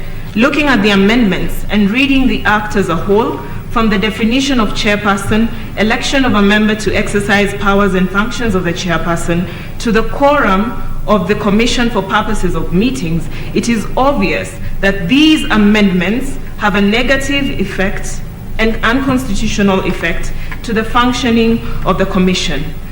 To the last sentence in that paragraph, with the above in mind and considering the effect of implementing these amendments, I find and hold that the amendments to the IBC Act are unconstitutional. It is the amendments that sought to reduce the quorum from 5 that were declared as unconstitutional. And my lord, the senior counsel, Professor Gideon Muigai, sought to convince the court that the declaration related to the provision that required a quorum of 5 for the Commission. And the effect of the declaration of unconstitutionality was to completely remove that provision from the law. Now, my lord, before I take you to the consequences of declaration of unconstitutionality, let us assume that indeed Senior Counsel Gideon Muigai was right on behalf of the Commission. Let us go to the case of Isaiah Biwott, which they quoted and faulted the Superior Court for ignoring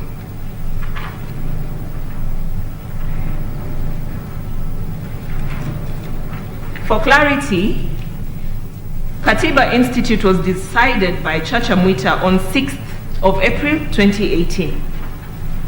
6th of April 2018. It is a page? Katiba Institute is the one I've just referred to. No, I'm talking of the other one. Biwott is 175 to 185 of that bundle. It comes right after Katiba Institute. All right. Now, in the judgment in Biwott, where the Commission was the first respondent, the first paragraph at page 175 says that, sorry, not the first paragraph, this is page 176, paragraph 2, it says the petitioner's case, which is supported by his affidavit sworn on 6th June 2018, 6th June 2018, after the decision of Justice Chacha Mwita on 6th April 2018. In Isaiah B. Watts, the IBC does not take the position that paragraph 5 of Schedule 2 is not law.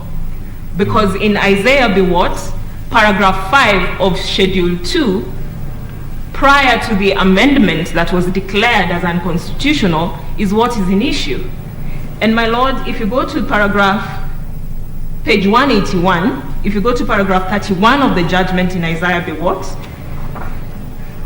where the court is interrogating that issue,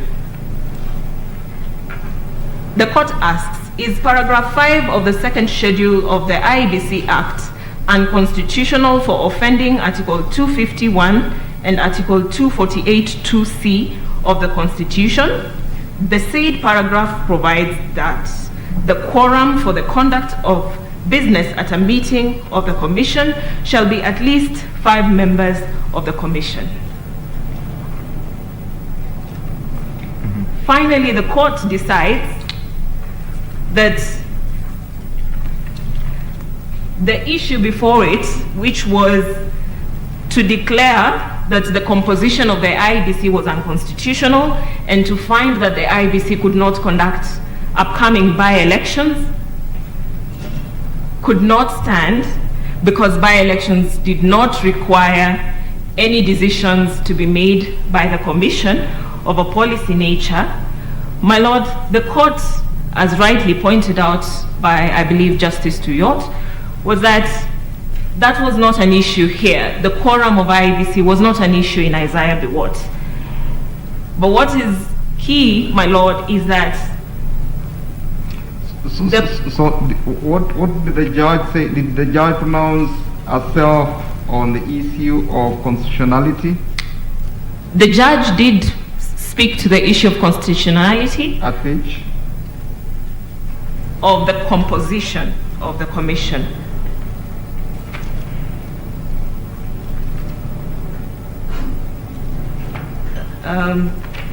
It says, having considered the last page 185, having considered the petition, the Constitution and the law, and having regard to my findings and observations in the judgment, I find that the petition lacks merit and the order commends itself to me to dismiss it.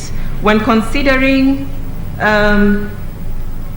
in determining the constitutionality of the impugned provisions, the court says at paragraph 32, in determining the constitutionality of the impugned provisions, the rules of constitutional interpretation come into focus, providing the guidelines on the manner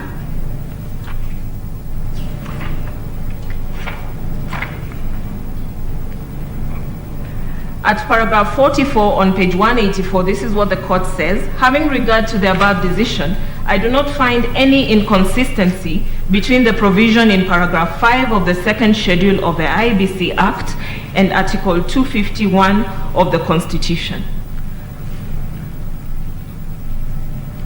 Paragraph 5 required a quorum of 5. What do you make of 43?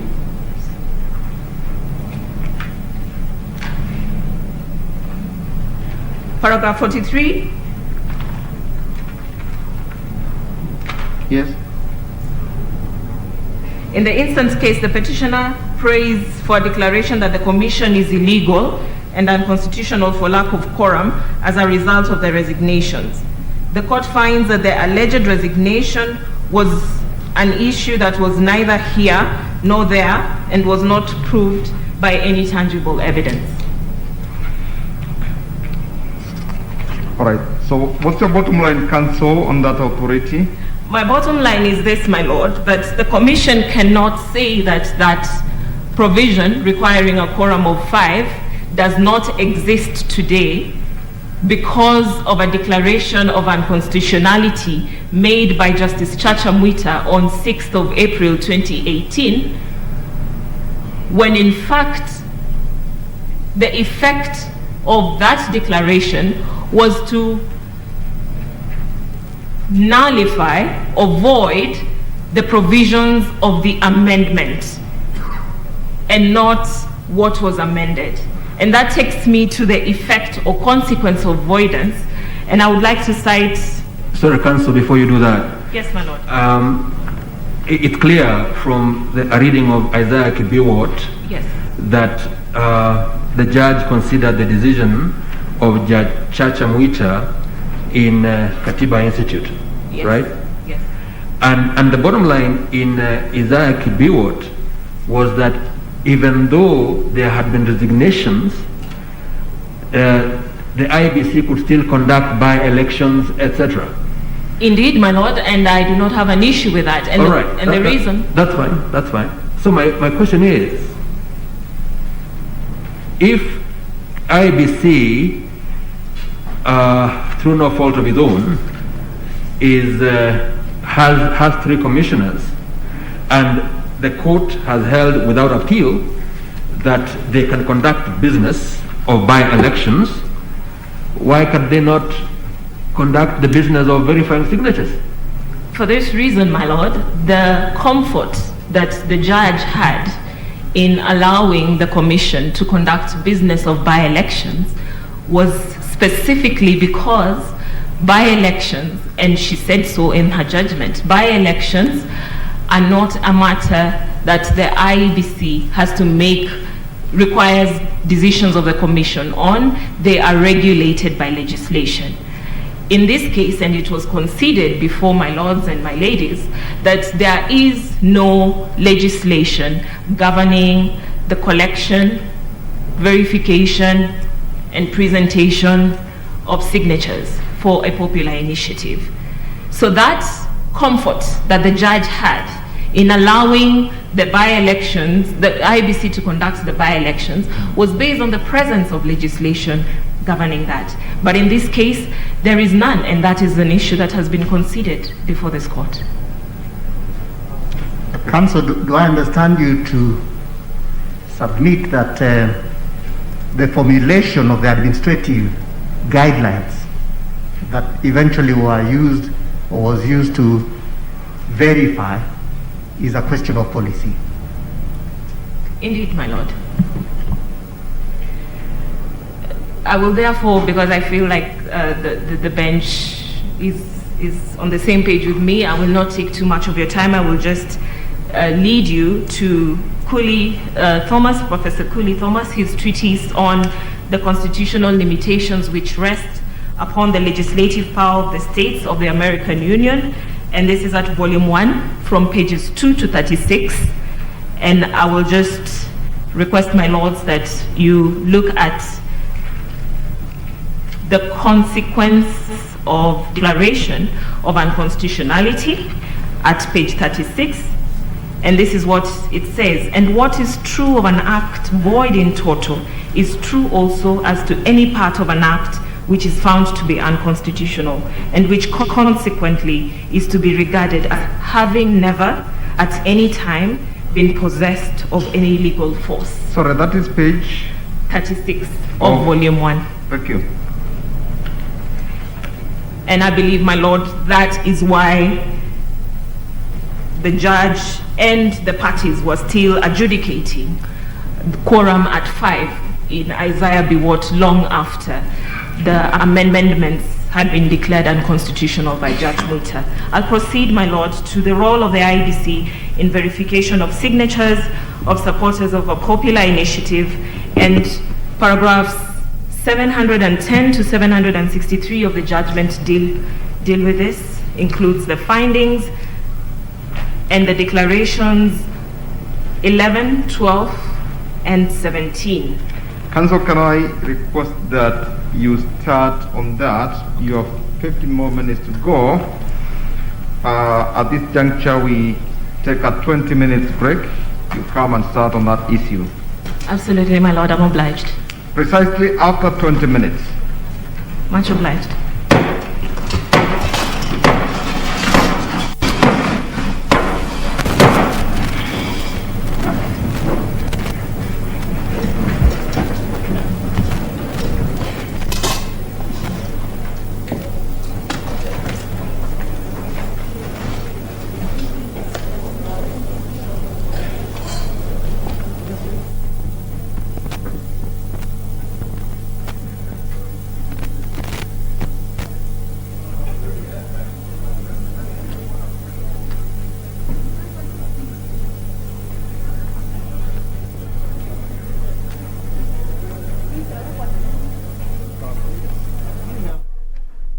proceedings.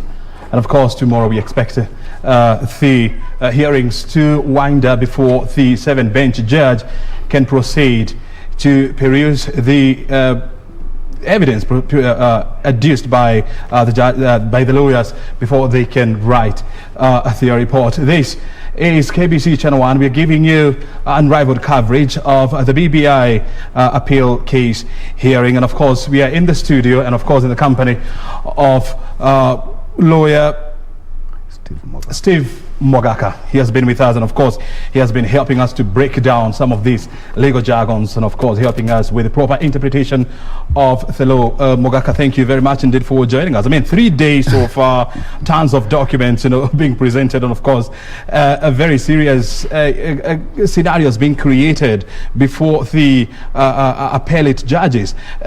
What conclusion would you have so far with what we have seen? Thank you very much, and good morning, viewers.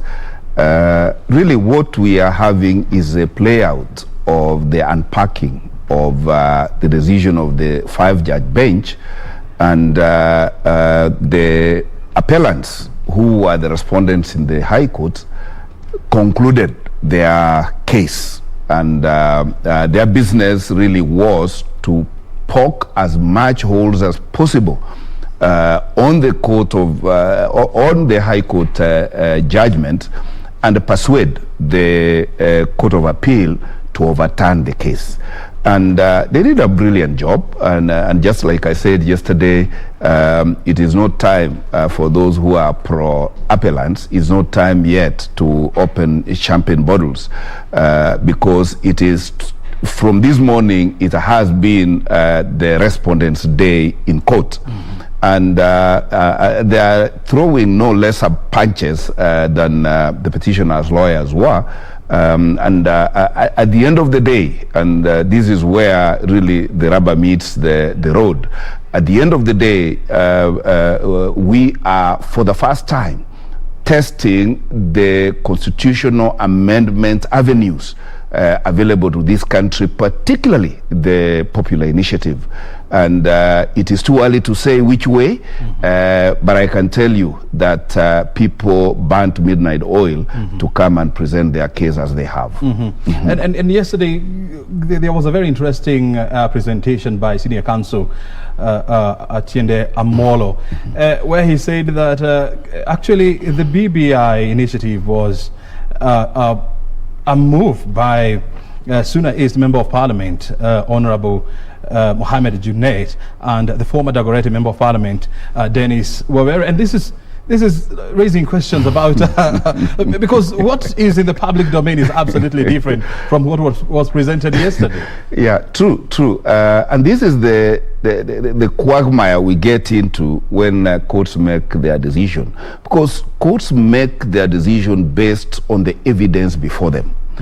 And the evidence that is before court, and that is what the petitioners, rather the respondents or appellants lawyers were saying, is that the popular initiative only commences upon presentation of signatures to IEBC.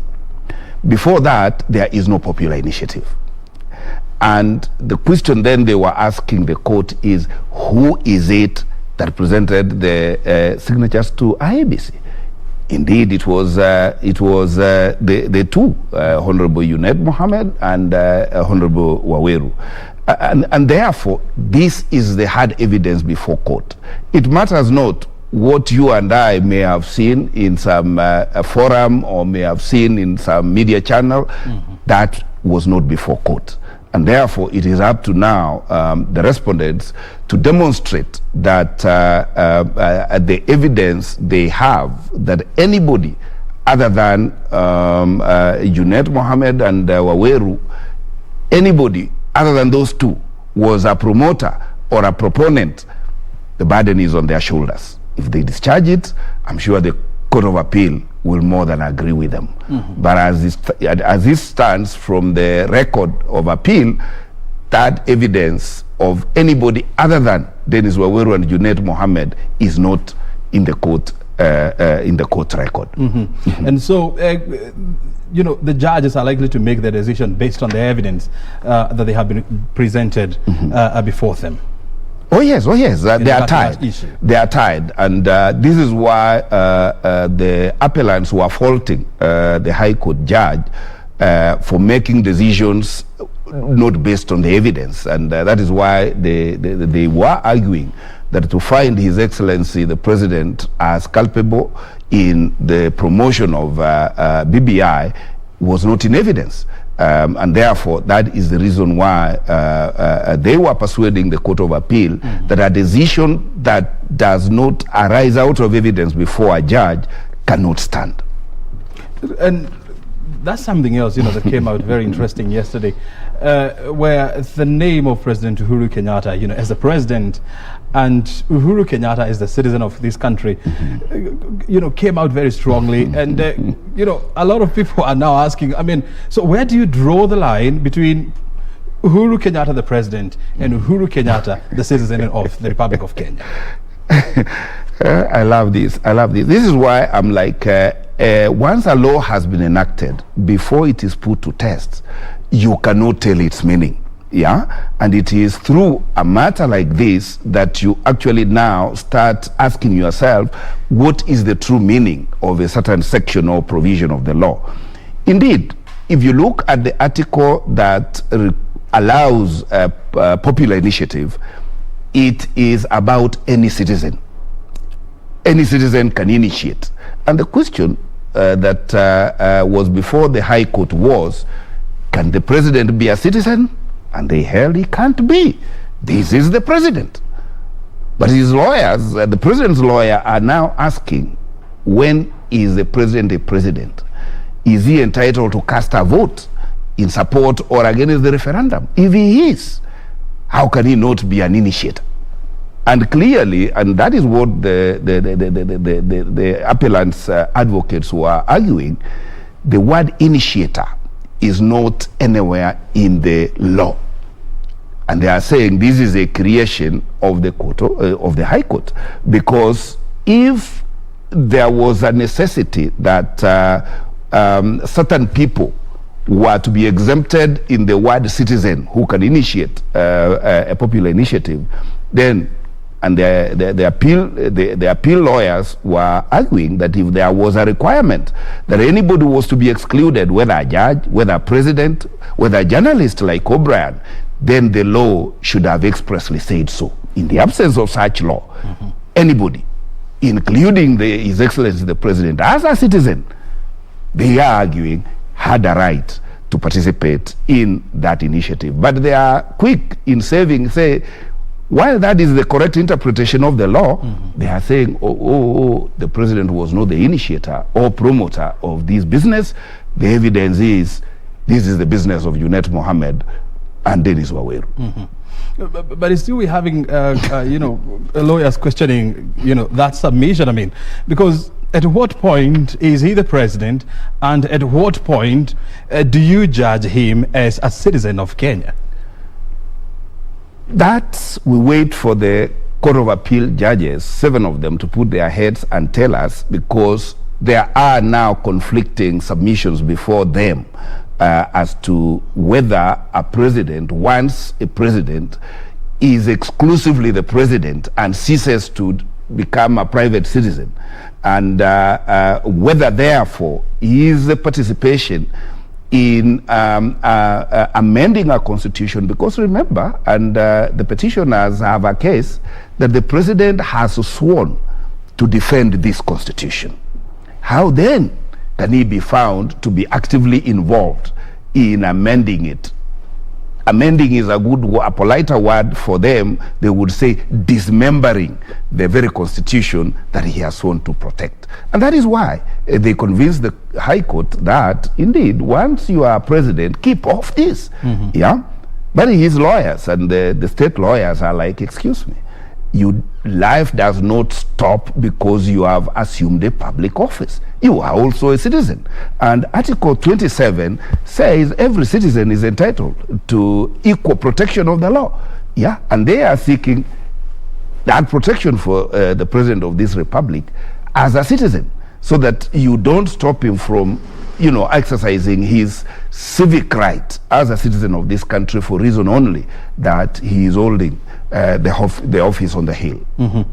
So far, 3 days into the hearings, and of course yesterday, the appellants, they made their final submissions. What has struck you so far to be a very interesting submission? No, everywhere, because the appellants have made a blow-by-blow submission on every issue that the High Court found on, right from the basic structure that says they are untouchable articles of the Constitution. And they are saying, excuse me, the Kenyan citizens have given themselves a constitution that contains articles on how to amend them. How then do you import certain foreign concepts which are not in the Constitution? Yeah. Yet the High Court was very categorical, saying that there are amendments that are actually not amendments but repeal of the Constitution. They are a replacement of the Constitution. They had their brilliant argument, and we expect them to echo them or reiterate them here. But the appellants dealt that, and they said if Kenyans really wanted us to have this concept called basic structure, nothing would have been easier than us including it in the Constitution. Since we did not, judges have no business importing it, because that then amounts to rewriting our Constitution. I noticed that they also dealt with the question of the quorum on IEBC, and they did also a brilliant job, because they are like, if the Constitution has said how many commissioners you require for a commission to run, and the minimum is 3, applying to all commissions, independent commissions, they are questioning how then would a court come and say, oh no, despite the Constitution saying 3, since there is a lesser law made by Parliament talking of 5 as quorum, they say that cannot stand. Yeah, and of course they did question the wisdom of the High Court overturning decisions of fellow judges, because it is taboo. They say if you are judges of the same court, High Court, we describe them as judges of concurrent jurisdiction, you cannot overturn a fellow judge's decision. And the appellants were accusing the High Court of using brutality of numbers in the bench to try and overturn the decision of Justice Okwany and the decision of Justice Mativo, which the Attorney General Emeritus, Professor Githu Muigai, said this is actual judicial anarchy. I mean, they dealt blow by blow on each of the decisions that the High Court brought, and the respondents have a task. They have a task to really reconvince the Court of Appeal that notwithstanding these very burning submissions, their case at the High Court was, and the decision they got should be the law in this country. Very well. I mean, we are giving you a blow by blow of the accounts that are happening at the Supreme Court building where the BBI case appeal is currently underway. The judges have taken a break, and thereafter they should be back in the next 15 minutes or so. Remember, this is the analysis of the BBI case appeal hearing, which is, as I said, going on at the Supreme Court building. We are taking a short break, and thereafter we'll be back with more analysis. This is KBC Channel 1. My name is O'Brien Kimani.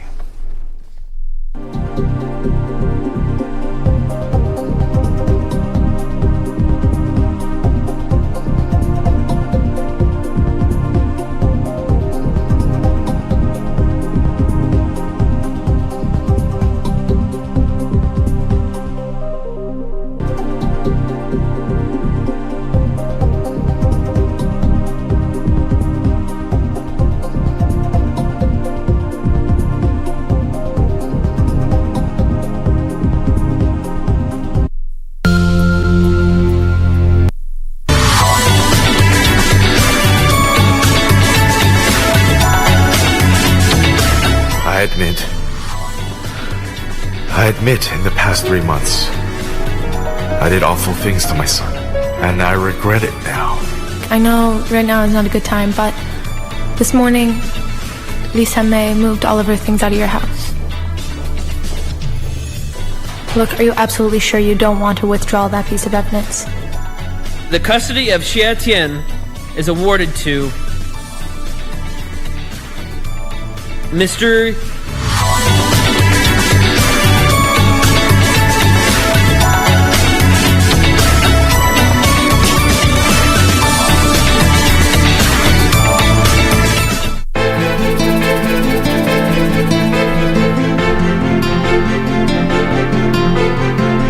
Mimi yuko wapi? Mimi? Si wewe hapo?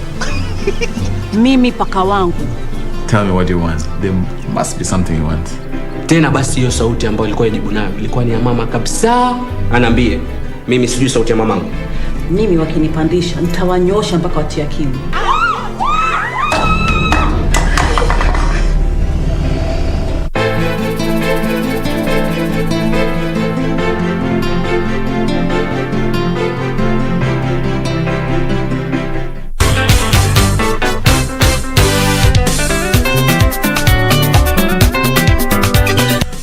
Hayawi huwa mbiu ya mgambo imelia, na kwa kawaida ikilia kuna jambo. Mgambo uliopo hapa ni rumba kavacha, odemba na sukus. Tutakupromoshea midundo motomoto ya Afrika, iwe kutoka kaskazini, kusini, magharibi na hata mashariki. Rumba is here in your living room. Na popote ulipo. This is Bridge of Congo. Nzambe ya sambe la kati, ako sambe la nani? Right here on KBC Channel 1. West.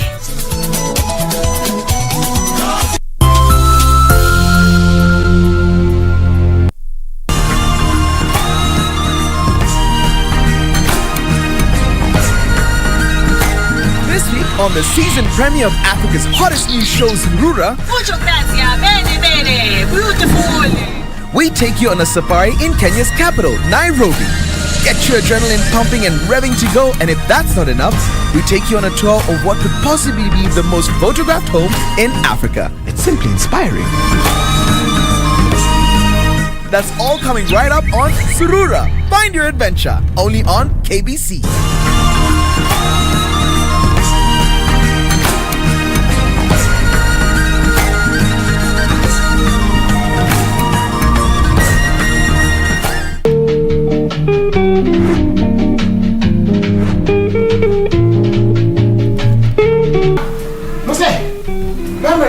Unaita nani msee kwanza wewe? Umeona baba yako hapa? Mkitualipia watoto namna hivi, sisi vijana tutaoa wakina nani? Sasa ukiwa kijana mimi nitaitwa nini? Motse amekondiboswa. Hapana. Amefanya nini? Amemazuna. Amemazuna. How can I kill myself when I'm still breathing? Ulisema hivyo ili hiyo time tulikuwa na shida sana, ukasema tupange hiyo njama ili tupate ile pesa tuweze kujiendeleza katika maisha. Wait a minute.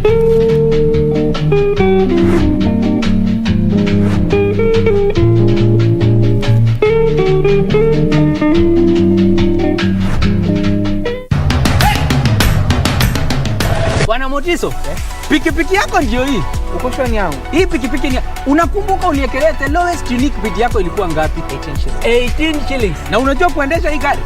Kidogo. Haya, kitoko yako shika helmet, kifungu yako chomoka na mali yako. Kujiunga na QuickBid ni rahisi. Enda kwenye M-Pesa, bonyeza paybill kisha weka business number 4032353. Kwenye account weka kodi ya bidhaa unayotaka na bid yako ya chini zaidi. Kwa mfano TV 16. Kisha weka shilingi 20 tu kama idadi yako. Weka bid yako pia kwenye www.quickbid.co.ke. Kumbuka, bid ya chini zaidi ya kipekee ndio hununua. QuickBid, bidhaa bora kwa bei ya chini. To get Skizatune Hail Mary, dial *811 *963#. Hail Mary, full of grace, the Lord is with thee. Blessed art thou among women, and blessed is the fruit of thy womb, Jesus. Holy Mary, Mother of God, pray for us sinners, now and at the hour of our death. Amen. To get Hail Mary, dial *811 *963# 811 star 963 hash.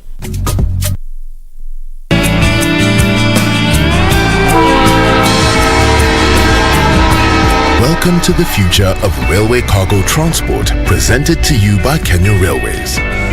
We understand that the greatest challenge in long-distance cross-border traffic is the reliable and timely movement of freight, and so the Madaraka Express brings you the best modern rail service available in the East African region today. Kenya Railways has established an integrated transport service with start and destination responsibility. We are here to move you and your cargo across from the coastal port city of Mombasa to your destination reliably, safely, and efficiently by operating a high-frequency long-distance connection service that links the railway system with road and marine transport points. Kenya Railways, right on track.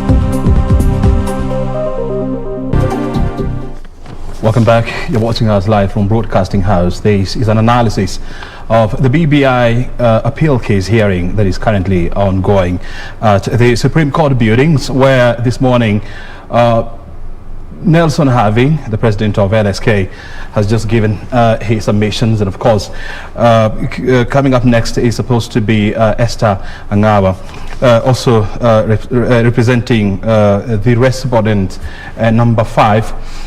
And one of the issues that are coming up is whether IEBC was fully constituted to deal with the issues of signatures or verification of signatures, as well as giving their blessings for the BBI to proceed. And that is a question that we also posing to the expert that we have in the house today, that is none other than Steve Mogaka.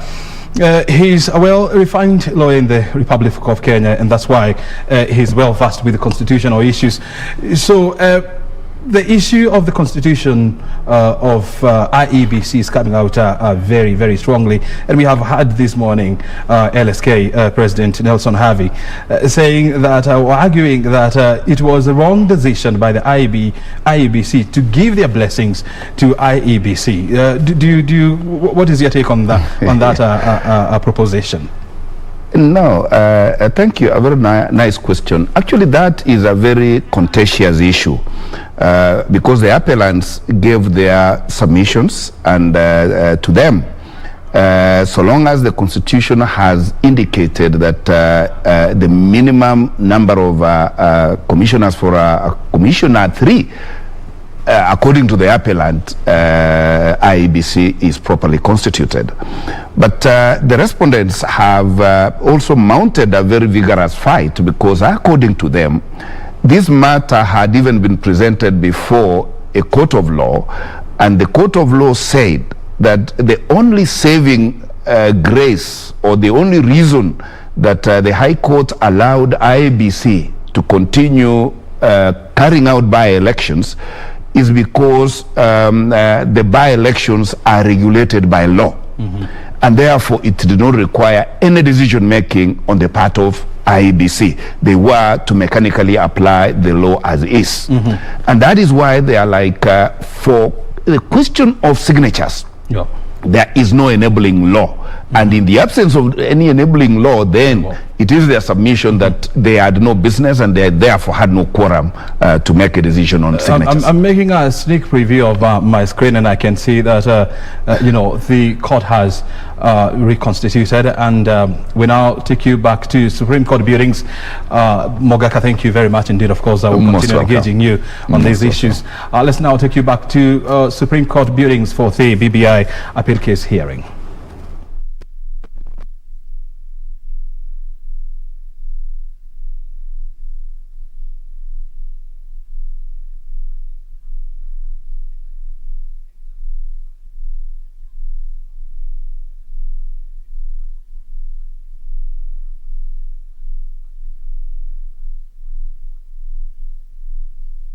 close to 18 declarations by the High Court, it is a bit difficult to, in unanimity, support all the issues or oppose all the issues and still remain, in my opinion, true to the Constitution. And so I find it difficult to place myself whether as a supporter or an appellant. So where do you consider yourself falling? There are some that I support and there are some that I don't support, and I would ask the court to vary, and I wanted to get direction on when I would present before the respondents can fully take the stage. Let us finish with the first to fifth respondents, and we'll see where to place you. Thank you.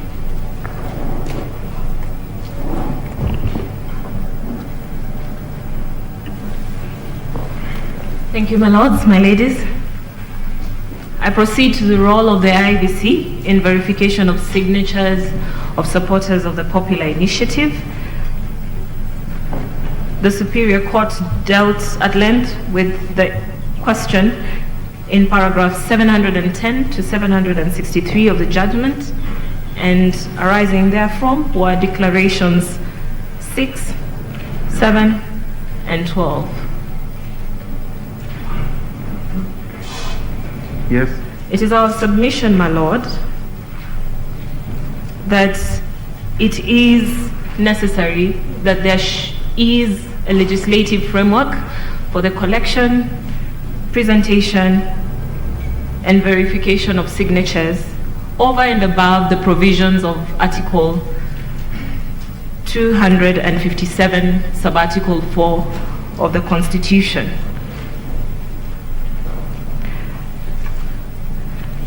The appellants, particularly the Commission, faults the subordinate court on its findings on this issue. Not the subordinate court. Sorry, the Superior Court. My apologies. Call it the High Court. The High Court. Faults the High Court for finding that it was necessary that a legislation be in place before a referendum could be conducted. They rely on Article 257, Sub-Article 4, and wish that the court, after the comma, replaces the word which with the Independent Electoral and Boundaries Commission. And my lord, this is an attempt to run away from the first limb of that sub-article, which requires that in addition to the draft bill, the promoters of a popular initiative delivers supporting signatures. It was conceded, my lord, before you and my ladies, that the Commission does not have a repository of signatures. It was also conceded, my lord, that there is no legislative framework for collection, presentation, or verification of signatures. Hence, the attempt by the Commission to fill that lacuna by adopting the administrative procedures they did, and which they say they used in the verification of signatures in relation to the bill impugned by the High Court. My lords, my senior Eric Gumbo went at length to give the steps that the Commission took in verification, what they term as verification of signatures. Is it verification of signatures or verification of voters, registered voters? Our submission is that what is to be verified, my lord, is the signatures belonging to the registered voters. You cannot have a signature without the signee. Now, what the law requires is that the person appending the signature which is delivered together with a draft bill and called supporting signatures under Article 257(4) be registered voters. And so the Commission needs to undertake a process where it confirms whether what it has received as supporting signatures from the promoters are indeed signatures of registered voters. And our submission humbly is that if what the drafters of the Constitution intended was that the verification simply be that this name appears in the register of voters, it would have asked for a list of names of voters. It would not have asked for signatures. And indeed, my Lord Justice Kiage did ask what my senior counsel, Professor Gideon Megail, was it? I think Senior Counsel Tenda Molo was referring to as a unique identifier. How would the IEBC know that that name, for instance, belongs to Esther Angawa, who has appended her signature in support of the bill? And Senior Eric Gumbo read to the court the definition of biometric data, which is what our law identifies in elections law as the unique identifier, biometric, defined as unique identifiers or attributes including fingerprints, hand geometry, earlobe geometry, retina and iris patterns, voice waves, DNA, and signatures. Of all the unique identifiers that would identify Esther Angawa to the Commission, it is only signatures that appears in 257(4) as a requirement to be handed to the Commission. It must be verified that those signatures belong to the people they are claimed to belong to. And it has been considered that there is no framework for such. In fact, Senior Gumbo went ahead as to say that to demand, he said that the court, the command of the court, and Senior Gumbo, if it wasn't you, please forgive me, it could have been any of the counsel for the appellants, my lords and my ladies. The submission was made that that command came from the High Court. It was not a command by the High Court. It is a command of the Constitution, Article 257(4) demands that. The appellants took umbrage with the fact that the Superior Court referred to its treatment of verification of signatures in the Okoa Kenya initiative, and more particularly that the High Court found it startling that the Commission was taking a completely different approach in this case on what it meant for them to verify signatures. My Lord, we urge this court to uphold the finding of the High Court on this question, and we urge you to be persuaded by what this court held in James Omingo Magara and Manson Onyongo Nyamoya and two others versus Manson Onyongo Nyamoya and two others, 2010. It's at volume 1, page 187 to 210. The particular paragraph being at 199.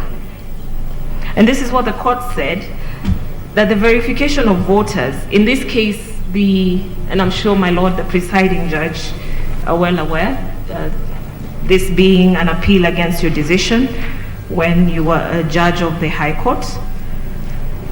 And the argument was that the verification of voters is simply a matter of math, or the votes that were attained. And this court held that verification of voters or votes is not a basic exercise, but a matter that requires beyond simple arithmetic ascertainment. The commission submitted here that they ran the names through a program, the names. That is how they verified that the signatures they had received belonged to registered voters. And they attained the number 1 million, and that was enough. We humbly submit that the yardstick applied by this court in Omingo Magara must be the same yardstick, if not higher, for the verification of supporters of a popular initiative. Before I move to the next issue, my lord. So in precise terms, Yes. how should that look like? How should that be done? My lord, let me begin by expressing my surprise that the commission can come and state that it does not have signatures or unique identifiers of voters in this country, especially because we have a biometric system of voter registration. We have a biometric system of voter registration, and one of the unique identifiers under the Act are signatures. It is incumbent upon the Commission, and more particularly because of the fact that taxpayers pay for the work of the Commission.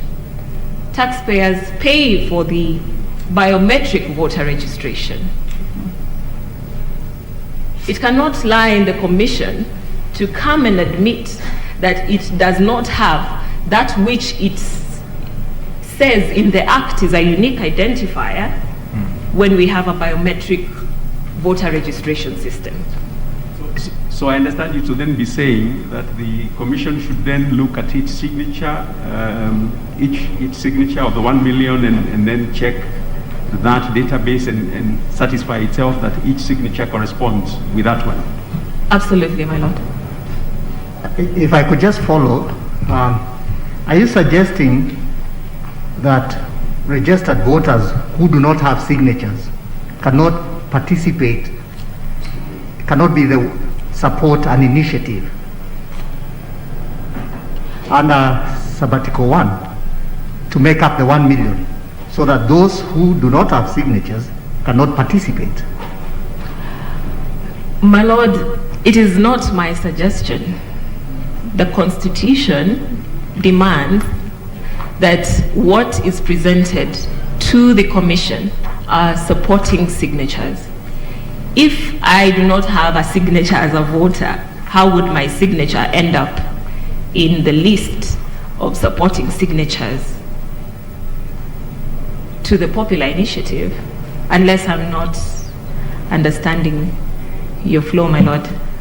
You seem to ask what would happen to those without signatures, but the Constitution demands for supporting signatures.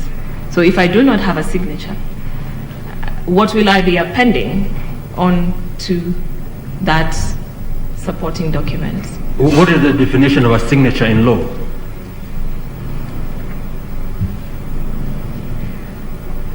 You remember that in the Stanley Njindo Matiba case versus Moi, that issue arose whether the petitioner who could not sign because he was paralyzed, whether he could present a petition. You remember that? Mm-hmm. So question is, a signature is required. What is a signature in law? My lord, I could write my name. It could be a scribble. It could be a thumbprint, if that is how that is what I have indicated to the Commission is what identifies me as that voter.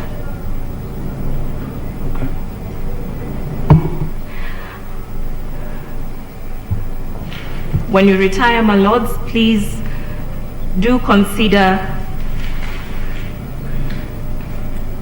Volume 1, page 343 to 361. Professor Albert Stam on methods of state constitutional reform addresses the same issue, more particularly at paragraph 347.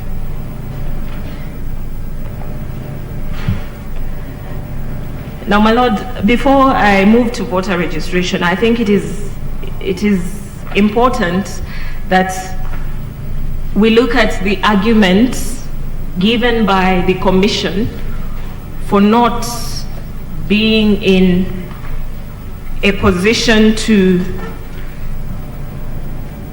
do what is demanded of it for lack of quorum. And particularly, my lord, because this bill, the bill that was impugned by the Superior Court, is said to be an initiative of the people. And the Commission has come and said that even though it doesn't have quorum, it can still create the administrative procedures for this process, and the court should indulge it, because the question of the membership of the Commission is not its fault. And I believe, my lord, you asked me, what if these things happening are not of the fault of the Commission? And my lord, it is important to note that in Isaiah v. Watt, the judge said that he decried the late recruitment of commissioners, this lack of quorum being due to resignations. And I think it is important, my lord, for us, just before I move from that point, so that we can understand what the court is being asked to do here when it is asked to overturn the findings of the High Court. The Commission, which concedes it has only 3 commissioners, is here saying it can still proceed to do what it needs to do despite the diminished membership. The Attorney General, who is the advisor of government, including the Commission, is also here saying the same thing. Let's overlook that issue because it's not the Commission's fault. The President, upon whom the responsibility to declare vacancies in the Commission is placed by Section 7 of the IBC Act, is also here.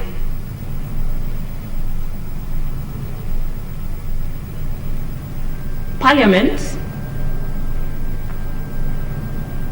whose work is to oversight the executive, is also here, telling us to ignore the fact that there have been vacancies in the Commission for more than 3 years and allow them to rely on their administrative procedures, which the Commission conceded was supposed to be an internal issue and only came out because somebody wrote a letter asking, how are you going to do this verification?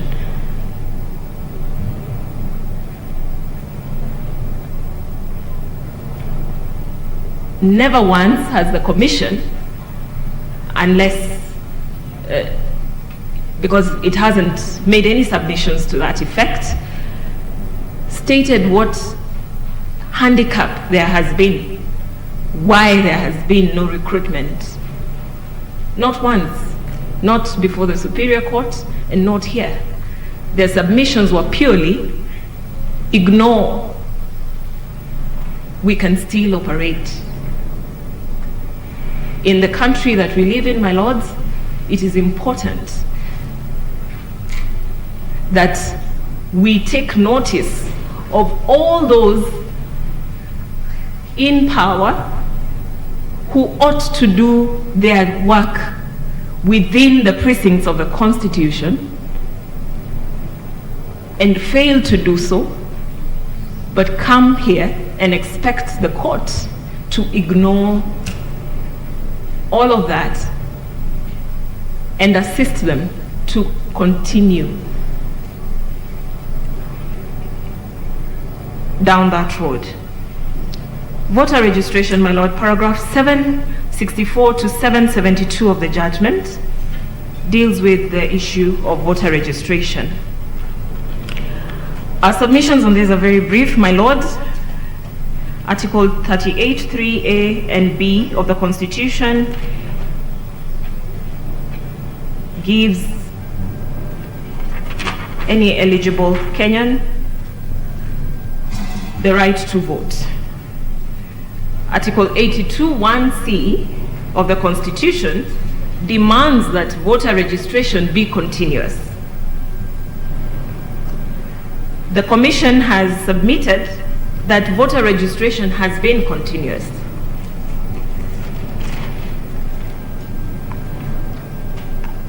Notwithstanding that the Gazette notice filed indicates that that is data as at 2019, 31st of December. My lord, young men and young women are still turning 18 after 31st of December 2019. Old men, young women, middle-aged are still dying after 2019, 31st of December. And the law demands, the Constitution demands voter registration be continuous. The Elections Act, and the Commission read this to us yesterday, Elections Act Section 5, subsection 1, provides that in compliance with the Constitution, registration of voters and the revision of the register of voters under this Act shall be carried out at all times. Before I move to the except, my lord, we submit that there has been no evidence, not before the Superior Court and not before this court, that voter registration is going on or has gone on beyond the 2019, 31st of December. I thought you were referred to an affidavit of Mr. Goa, where he deposed inter alia that there has been continuous registration, or you say that is not the case? That affidavit, my lord, is it the affidavit that was introduced in reply to the No, there was an affidavit. There was an affidavit that was filed in the High Court. My lord, that affidavit did not provide actual data or information about evidence. I can come here and say that I have been reading 10 judgments a day as proposed by one of our seniors, Steve Ogola, but nobody can establish whether indeed I have been reading 10 judgments a day. Now, I would be more convinced by the Gazette notice that was brought into this court indicating the numbers of registered voters as at that time. And my lord, it is a matter of public notoriety, really, that there has been no voter registration. All right, please move on.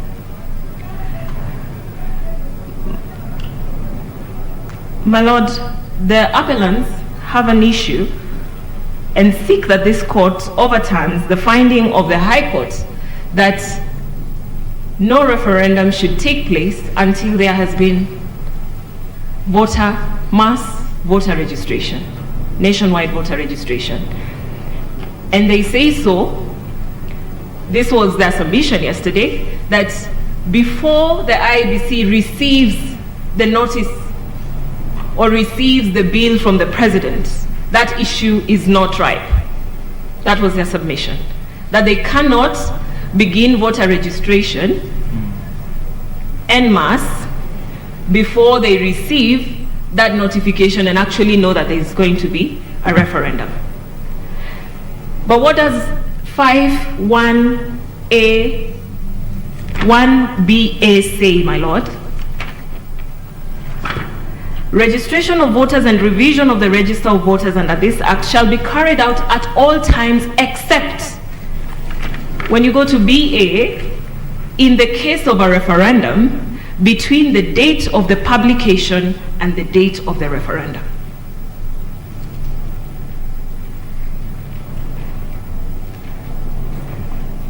Move with me, my lords, to section 49 of the same Elections Act, part 5 on referendum. And this is what it says at 49.6.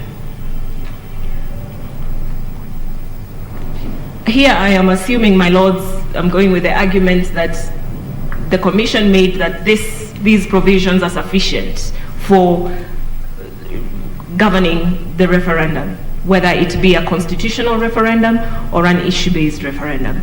So move with me with that, and let's assume that we will apply these provisions to the constitutional amendment bill. And this is what it says: the commission shall conduct the referendum within 90 days of the publication of the question.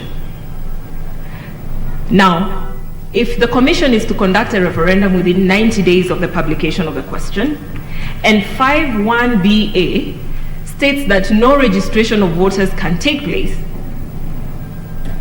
once the publication for the referendum is done, when really does the IEBC want all these Kenyans who are eligible to be registered as voters to be registered? What fault do they find in that holding by the High Court that they must undertake voter registration before a referendum? They're saying they can only do that after they receive that bill from the president. Yet the very provisions that they wish to rely on, should there be need for a referendum, provide a 90-day timeline and the date of publication. It cannot be, my lord. That ground must fall.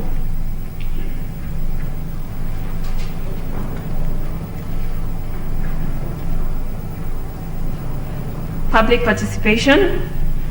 The IEBC, among the other appellants, insisted that it is the plebiscite where the people participate. That is the heart of public participation in a popular initiative. We submit, my lord, and I will not extensively submit on what John Locke and Montesquieu provide in the Two Treaties and the Spirit of Laws, Volume 1, page 240 to 296 and 339. It is our submission, my lord, that public participation is an incidence of the social contract, and it need not be textualized under 257 for it to be effectuated, or for the right to inhere upon the people. And my lord, it is important that we look at the JLAC report and what it said about public participation.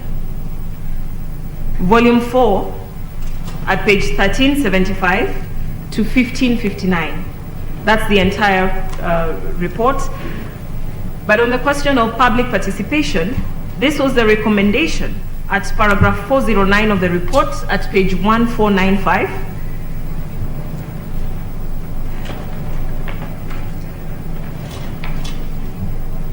Yes. I'll read it, my lord. 409. There was need for Parliament to put in place a legislative framework on public participation at both the national and county levels of government. Where are you, Council? This is volume 4.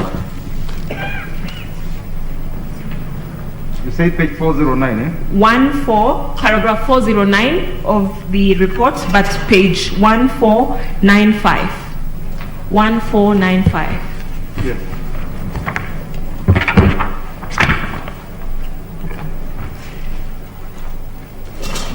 Please go on. The Houses, further, in the absence of specific provisions under Article 257 of the Constitution, provisions should be included in the proposed law or in the standing orders of the Houses to provide for public participation in the processing of a constitutional amendment bill by popular initiative.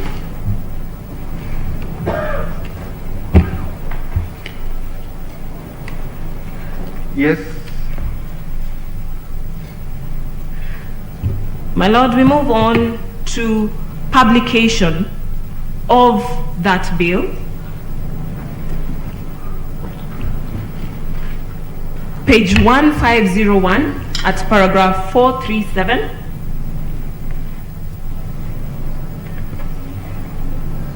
It was observed that in order to avoid any question arising on the authenticity of a bill for an amendment of the Constitution by popular initiative during the processing of the bill at the various stages, a legislative framework ought to be provided for the publication of the bill.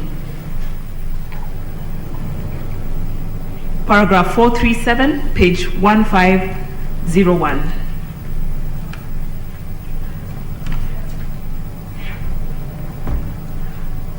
My lord, an amendment proposal through the parliamentary initiative cannot be placed before the House for the second reading within 90 days of its first reading.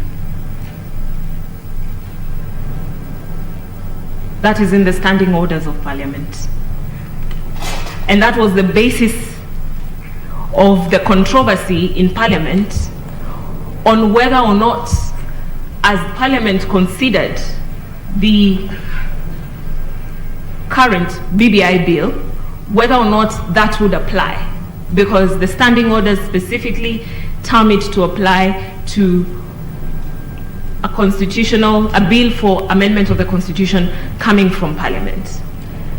Now, my lord, Justice Tuyot took concern with the shortened period of 5 days given to members of the public to confirm the list that had been put up by the IEBC of supporters of the initiative.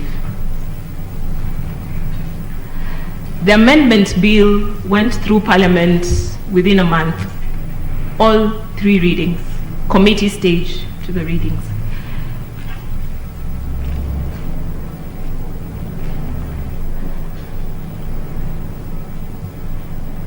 It was submitted here that what is not expressly prohibited is allowed. To suggest that to protect the rule of law, to protect order, to protect the interests of the people, to allow them to participate in this process, we must write it down. Parliament proposed that there must be legislation to provide for these gaps that we all seem to see in the process of the popular initiative constitutional amendment. We submit that the Superior Court was proper to find that it was necessary for legislation to be put in place for collection of signatures, for verification of the same, for the same to be taken through public participation, for the people to be involved, not in 5 days or whimsically, depending on which body is making the decision at which time, but so that we all know, all of us, tomorrow, should Esther Angawa wish to amend Article 257 of the Constitution to ensure that we can no longer amend the Constitution, I should know that this is the way, these are the rules of the game. We find no fault in that decision, and we urge this court to uphold it. Finally, my Lord, I will deal very quickly on the question of referendum questions as I conclude, and I'll take you to Section 51 of the Elections Act, which was submitted to be sufficient. And this is what Section 51 says, subsection 1, where a referendum question requires a yes or no answer, persons intending to campaign for or against the referendum question shall form such national referendum committees and constituency referendum committees as are necessary. 2, where there is more than one referendum question, persons intending to campaign for or against each referendum question shall, on the application to the Commission, form one national referendum committee each and one committee each in every constituency for each referendum question.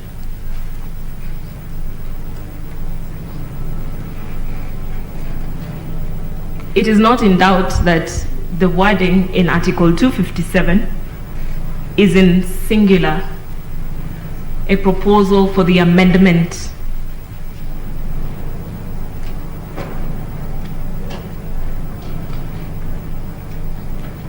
Now, let us assume the Commission will apply this section even where there are many questions, more than one question. A campaign must be for each referendum question.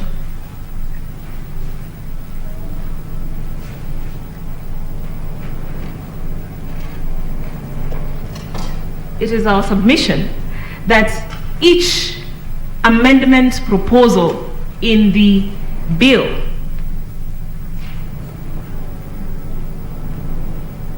even if the same were to be subjected to this section of the Elections Act, would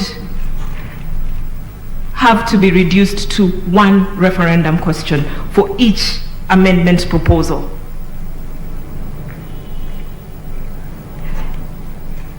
And my Lord, to help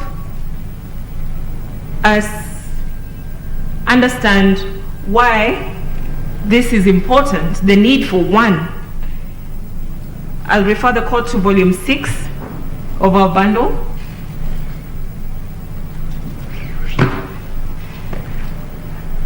At from page 2141 to page 2160,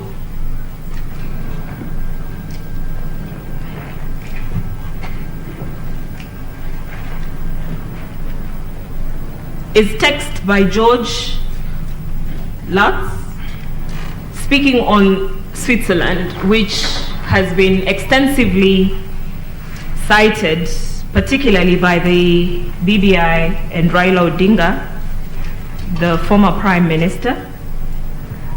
as the epitome of citizens' initiative.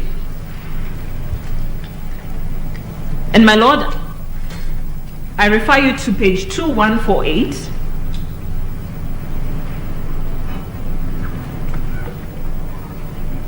In the event I forget, my Lord, I would urge the court, and my ladies, I would urge the court to read this entire writing, piece of text, to understand the difference between the popular constitutional amendment in Switzerland and in Kenya. It's quite different from what the appellants wish the court to understand, but because of time, let me just take you straight to 214 at the second paragraph. That should be line 10.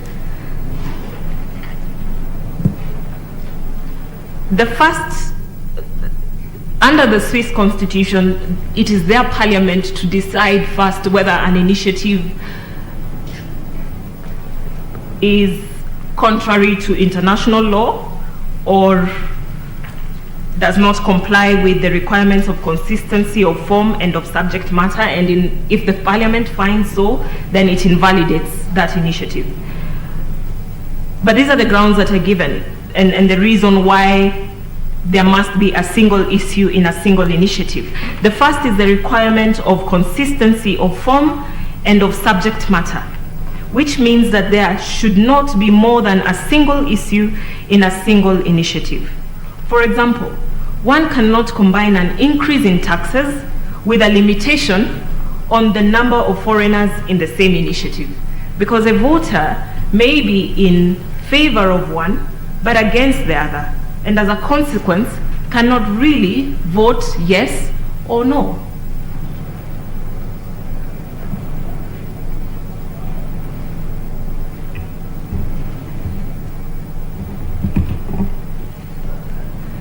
Yes, please proceed. In conclusion, my lords and my ladies, we submit that the finding of the High Court, based on our Constitution and further supported by the Elections Act, the provisions of which the appellants submit should govern a referendum, demand that each amendment proposal must be in a separate referendum question. And on each referendum question, my lords and my ladies, the Elections Act demands formation of committees. And what are these committees for? Those committees are to campaign for or against at the national level.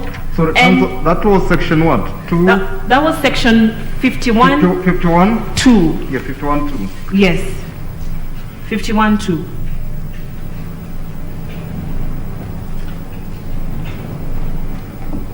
One as well, my lord.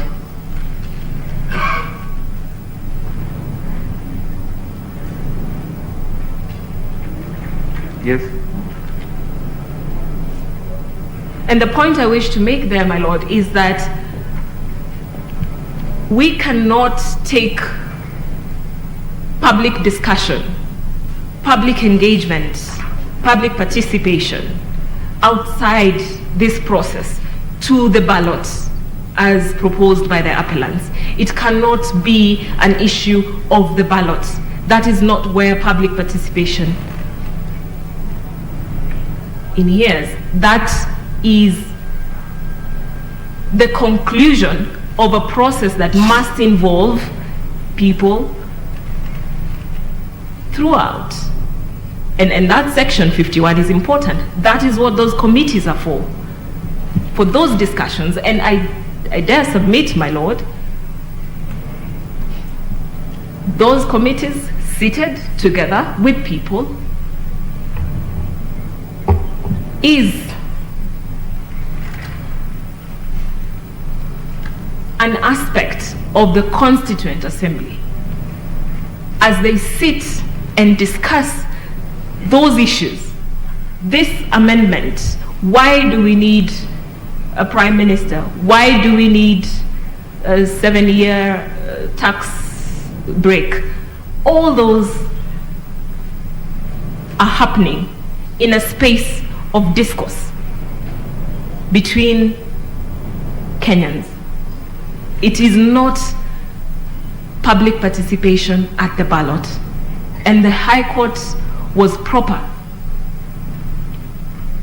in finding that public participation, civic education, I think perhaps when we use big words, maybe we feel that we're not saying the same thing. When you're campaigning against something or campaigning for something, what would convince my senior Mutuma here? How would I convince him that this is the reason why you should vote for a prime minister? Or this is the reason why you should vote for the judiciary ombudsperson? We must have a discussion. Civic education may have been made a fancy affair by NGOs and civil society and all of that, but it is more than that. And if those provisions on the referendum submitted by the Commission should apply, I see no reason why the appellants have an issue with the findings of the Superior Court. None at all. I rest.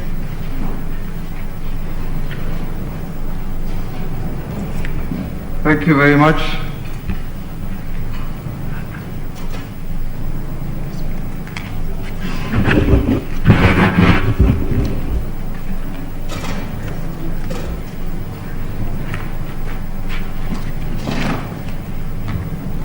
I will need the podium, my lord. I'll need the podium. This is Mr. Mutuma for the 19th, 20th, and 21st respondents. 19th, 20th, and 21st. What are their names?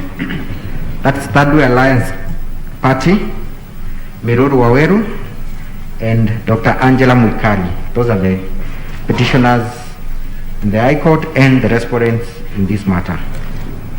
All right. Thank you, Mr. Mutuma.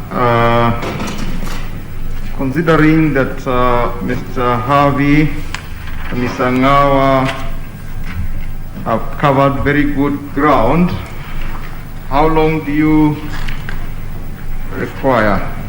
We've actually managed without necessarily having to repeat the very same arguments. What is reasonable for you? My president had donated the remaining 10 minutes, but we can stick to our 2 hours for 2 reasons, my lord. Is that we will have to... We will adopt the Kipkosgei formula. The 10 minutes were donated to the court. Much obliged. I stand guided, my lord. So the 2 hours are enough because we'll have to talk about